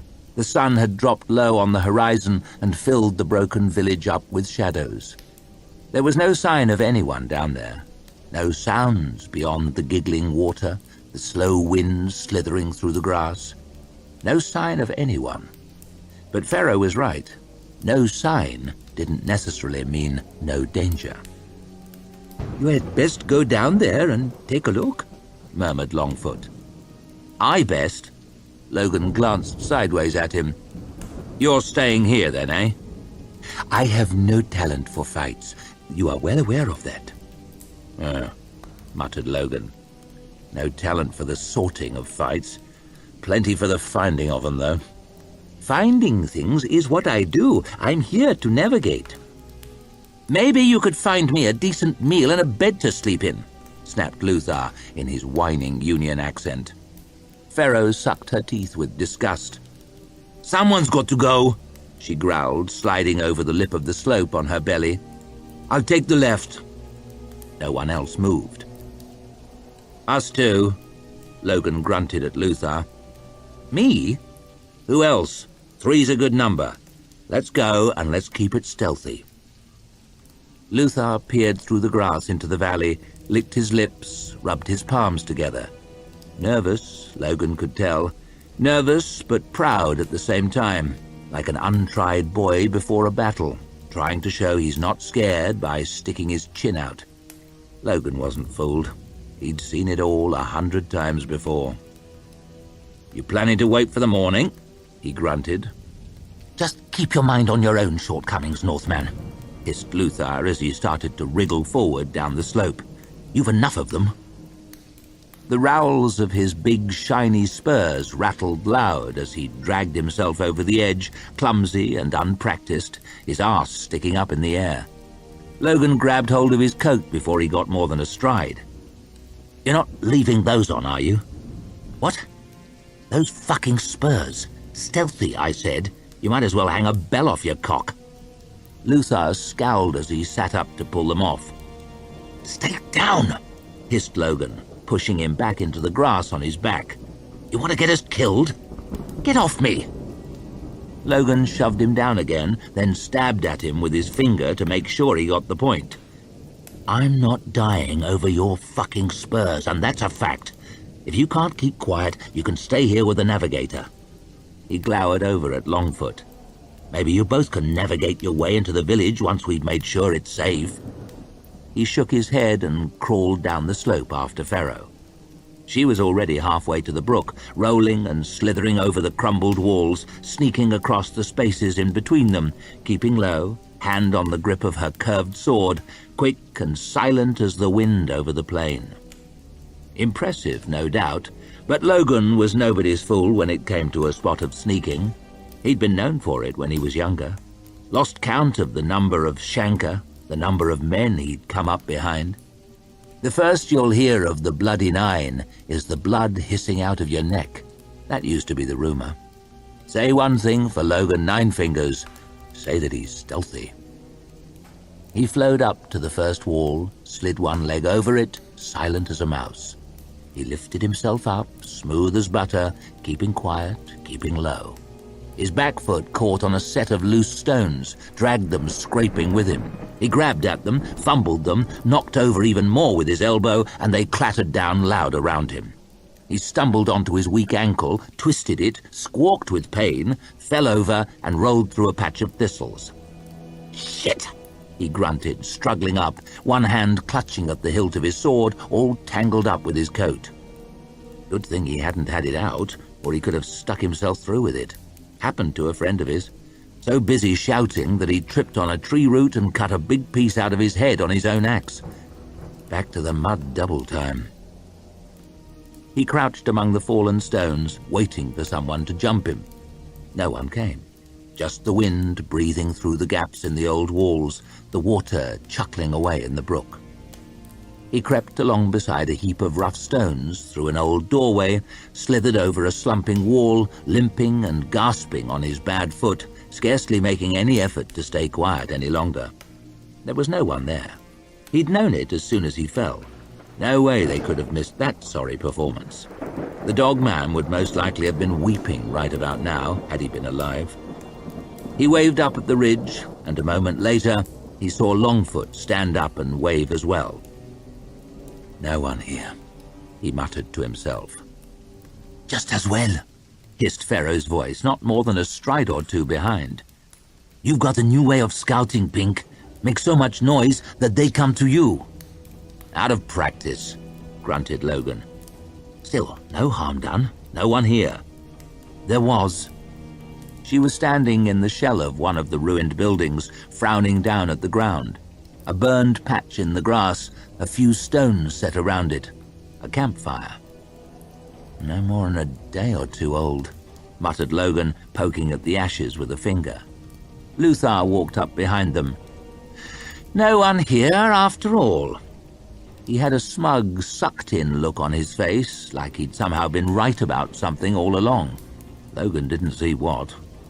"Lucky for you there isn't, or we might be stitching you together right about now." "I'd be stitching the fucking pair of you," hissed Pharaoh. "I ought to stitch your useless pink heads together. You're both as worthless as a bag of sand in the desert. There's tracks over there. Horses. More than one cart." Merchants, maybe? Asked Logan, hopefully. He and Pharaoh looked at each other for a moment. Might be better if we stay off the track from now on. Too slow. Baez had made it down into the village now.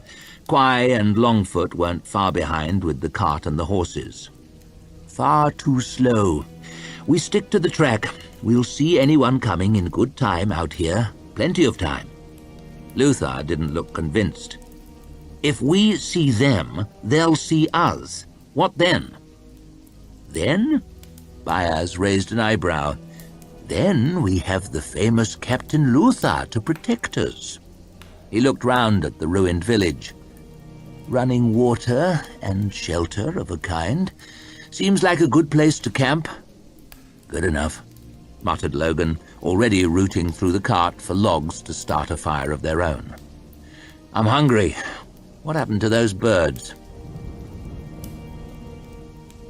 Logan sat and watched the others eat over the rim of his pot. Pharaoh squatted at the very edge of the shifting light from the campfire, hunched over, shadowy face almost stuck right into her bowl, staring around suspiciously and shoving food in with her fingers like she was worried it might be snatched away any moment. Luther was less enthusiastic. He was nibbling daintily at a wing with his bared front teeth, as though touching it with his lips might poison him, discarded morsels lined up carefully along the side of his platter. Baez chewed away with some relish, his beard glistening with gravy. It's good, he muttered around a mouthful. You might want to consider cookery as a career, Master Nine Fingers, if you should ever grow tired of... He waved his spoon. Whatever it is you do. Ah, said Logan. In the north, everyone took their turn at the fire, and it was reckoned an honor to do it. A good cook was almost as valued as a good fighter. Not here. These were a sorry crowd when it came to minding the pot. Baez could just about get his tea boiled, and that was as far as he went. Quai could get a biscuit out of the box on a good day. Logan doubted whether Luther would even have known which way up the pot went. As for Pharaoh, she seemed to despise the whole notion of cooking. Logan reckoned she was used to eating her food raw, perhaps while it was still alive. In the north, after a hard day on the trail, when the men gathered around the long fires to eat, there was a strict order to who sat where. The chief would go at the top, with his sons and the named men of the clan around him. Next came the carls, in order of fame. Thralls were lucky to get their own small fires further out. Men would always have their place and only change it when their chief offered, out of respect for some great service they'd done him or for showing rare good bones in a fight. Sitting out of place could earn you a kicking, or a killing even. Where you sat round the fire was where you stood in life, more or less. It was different out here on the plains, but Logan could still see a pattern in who sat where, and it was far from a happy one. He and Baez were close enough to the fire, but the others were further than comfort would have put them. Drawn close by the wind and the cold and the damp night, pushed further out by each other. He glanced over at Luther, sneering down into his bowl as though it was full of piss. No respect. He glanced over at Pharaoh, staring yellow knives at him through narrowed eyes. No trust. He shook his head sadly. Without trust and respect, the group would fall apart in a fight like walls without mortar. Still, Logan had won over tougher audiences in his time. Three Trees, Tulduru, Black Dow, Harding Grim. He'd fought each one in single combat and beaten them all. Spared each man's life and left him bound to follow. Each one had tried their best to kill him, and with good reasons too.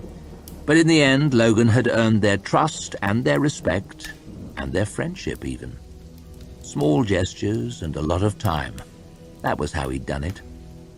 Patience is the chief of virtues, his father used to say, and you won't cross the mountains in a day.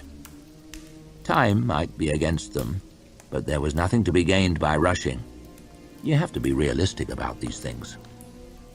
Logan uncrossed his stiff legs, took hold of the water skin, and got up, walked slowly over to where Pharaoh was sitting. Her eyes followed him all the way across. She was a strange one, no doubt, and not just the looks of her, though the dead knew her looks were strange enough.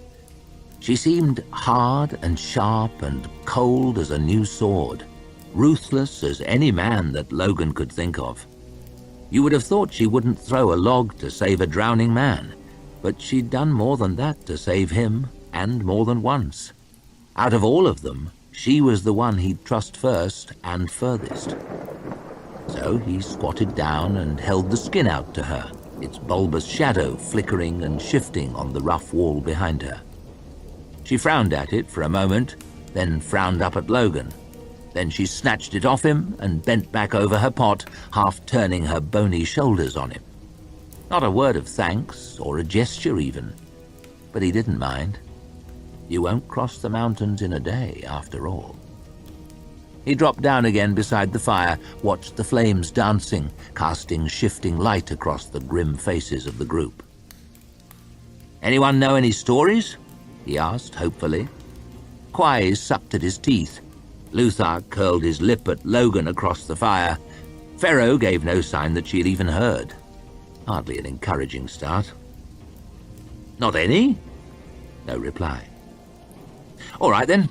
I know a song or two, if I can remember the words." He cleared his throat. "Very well," cut in Bayaz. "If it will save us from a song, I know hundreds of stories. What did you have it in mind to hear about? A romance? A comedy? A tale of bravery against the odds?" "This place," cut in Luthar. "The old empire. If it was such a great nation, how did it come to this?" He jerked his head over at the crumbling walls and what they all knew lay beyond, the miles and miles of nothing. A wasteland. Bayaz sighed. "I could tell that tale, but we are lucky enough to have a native of the old empire with us on our little trip, and a keen student of history to boot. Master Quai?"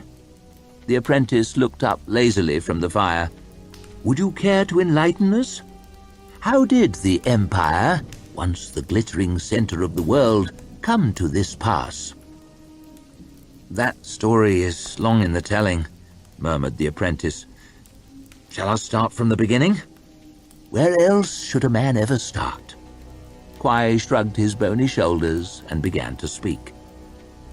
"Almighty Eos, vanquisher of demons, closer of gates, father of the world, had 4 sons, and to each son he gave a gift. To his eldest, Juvens, he gave the talent of high art, the skill to change the world with magic tempered by knowledge. To his second son, Canadius, went the gift of making, of shaping stone and metal to his own purposes. To his third son, Bedesh, Eos gave the skill of speaking with spirits and of making them do his bidding." Quai gave a wide yawn, smacked his lips, and blinked at the fire. "So were born the 3 pure disciplines of magic." "I thought he had 4 sons," grumbled Luthar. Quai's eyes slid sideways. "So he did, and therein lies the root of the Empire's destruction. Glustrod was the youngest son. To him should have gone the gift of communing with the other side, the secrets of summoning devils from the world below and binding them to one's will. But such things were forbidden by the First Law, and so Eos gave nothing to his youngest son but his blessing, and we all know what those are worth. He taught the other 3 their share of his secrets and left, ordering his sons to bring order to the world." "Order?" Luthar tossed his platter down on the grass beside him and glanced disdainfully round at the shadowy ruins. "They didn't get far." "At first they did. Juvens set about his purpose with a will and bent all his power and all his wisdom to it. He found a people that pleased him living beside the Eos and favored them with laws and learning, government and science. He gave to them the skills to conquer their neighbors and made of their chief an emperor. Son followed father, year followed year, and the nation grew and prospered. The lands of the empire stretched as far as Espada in the south, Anconus in the north, the very shores of the Circle Sea to the east and beyond. Emperor followed emperor, but always Juvens was there, guiding, advising, shaping all things according to his grand design. All was civilized, all was peaceful, all was content. Almost all, muttered Bias, poking at the guttering fire with a stick. Quai gave a smirk. We have forgotten Glustrod, just as his father did, the ignored son, the shunned son, the cheated son. He begged all three brothers for a share of their secrets, but they were jealous of their gifts, and all three refused him. He looked upon what Juvens had achieved and was bitter beyond words. He found dark places in the world, and in secret he studied those sciences forbidden by the First Law. He found dark places in the world, and he touched the other side. He found dark places, and he spoke in the tongue of devils, and he heard their voices answer him. Quai's voice dropped down to a whisper. And the voices told Glustrod where to dig. Very good, Master Quai, cut in Bias sternly. Your grip on the histories seems much improved. Let us not tarry on the details, however. We can leave Glustrod's diggings for another day. Of course, murmured Quai, his dark eyes glittering in the firelight, his gaunt face full of gloomy hollows. You know best, Master. Glustrod laid plans. He watched from the shadows. He garnered secrets. He flattered, and he threatened, and he lied. It did not take him long to turn the weak-willed to his purposes, and the strong-willed against each other, for he was cunning and charming and fair to look upon. He heard the voices always now from the world below. They suggested that he sowed discord everywhere, and he listened. They urged him to eat the flesh of men and steal their power, and he did so. They commanded him to seek out those devil bloods that remained in our world, spurned, hated, exiled, and make from them an army, and he obeyed. Something touched Logan's shoulder from behind, and he near jumped in the air. Pharaoh was standing over him, the water skin held out in her hand. Thanks, he growled as he took it from her, pretending that his heart wasn't knocking at his ribs. He took a quick swig and banged the stopper in with his palm, then put it down beside him. When he looked up, Pharaoh hadn't moved. She stood there above him, looking down at the dancing flames. Logan shuffled up a step, making room. Pharaoh scowled, sucked her teeth, kicked at the ground, then slowly squatted down on her haunches, making sure to leave plenty of space between them. She held her hands out to the fire and bared her shining teeth at it. Cold over there. Logan nodded. These walls don't keep the wind off much. No. Her eyes swept across the group and found Quai. Don't stop for me, she snapped. The apprentice grinned. Strange and sinister was the host that Glustrod gathered. He waited for Juvens to leave the Empire, then he crept into the capital at Alcus and set his well-laid schemes in motion. It seemed as if a madness swept the city. Son fought with father, wife with husband, neighbor with neighbor. The emperor was cut down on the steps of his palace by his own sons, and then, maddened with greed and envy, they turned upon each other. Glustrod's twisted army had slithered into the sewers beneath the city and rose up, turning the streets into charnel pits, the squares into slaughter yards. Some among them could take forms, stealing the faces of others. Bias shook his head. Taking forms, a dread and insidious trick. Logan remembered a woman in the cold darkness who had spoken with the voice of his dead wife, and he frowned and hunched his shoulders. A dread trick indeed, said Quai, his sickly grin growing even wider. For who can be trusted if one cannot trust one's own eyes, one's own ears, to tell friend from foe? But worse was to come. Glustrod summoned demons from the other side, bound them to his will, and sent them to destroy those who might resist him.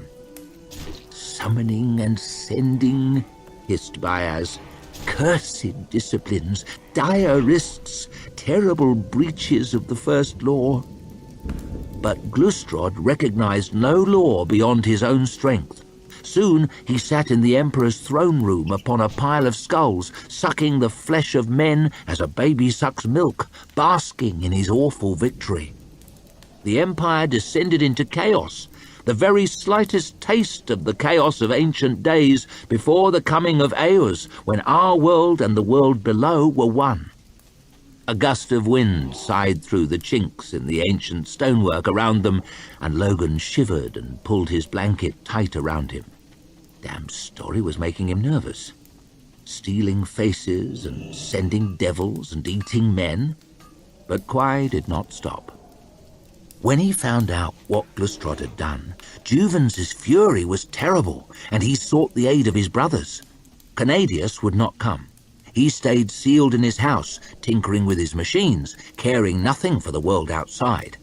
Juvens and Bedesh raised an army without him, and they fought a war against their brother. "A terrible war," muttered Bayaz, "with terrible weapons and terrible casualties." The fighting spread across the continent from one end to the other and drew in every petty rivalry and gave birth to a host of feuds and crimes and vengeances whose consequences still poison the world today. But in the end, Juvens was victorious.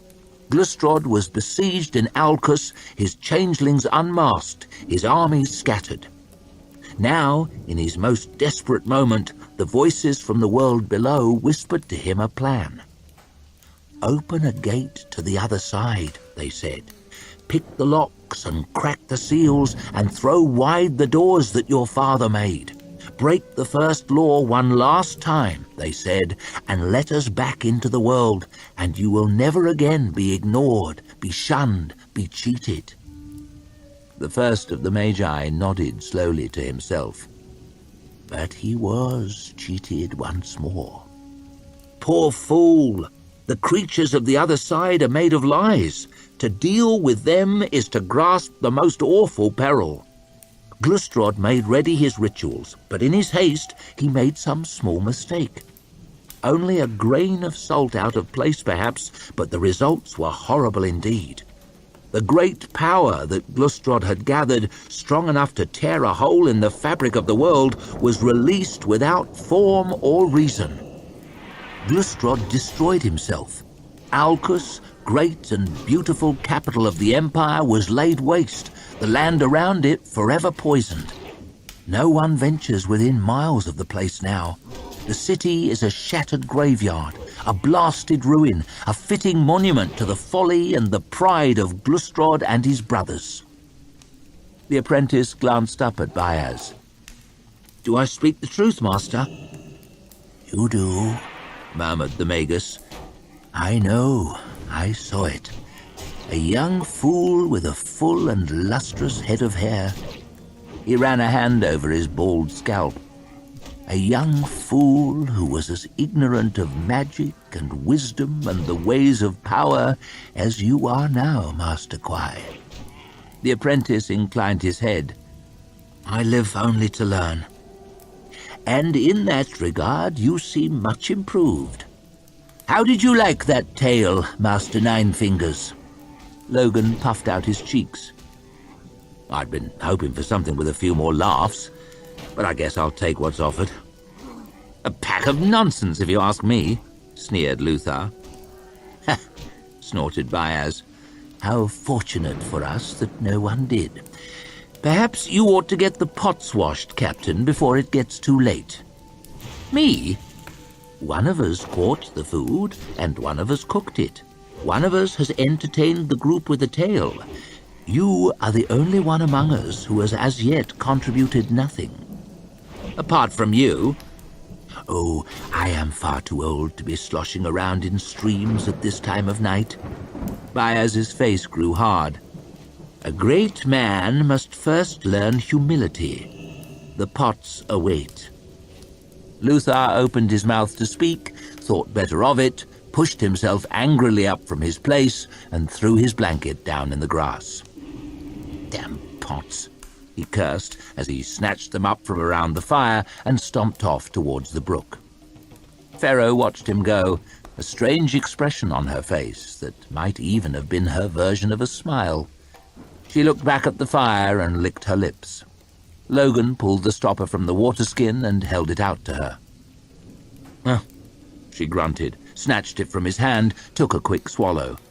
While she was wiping her mouth on her sleeve, she glanced sideways at him and frowned. "What?" "Nothing," he said quickly, looking away and holding up his empty palms. "Nothing at all." He was smiling on the inside, though. Small gestures and time. That was how he'd get it done.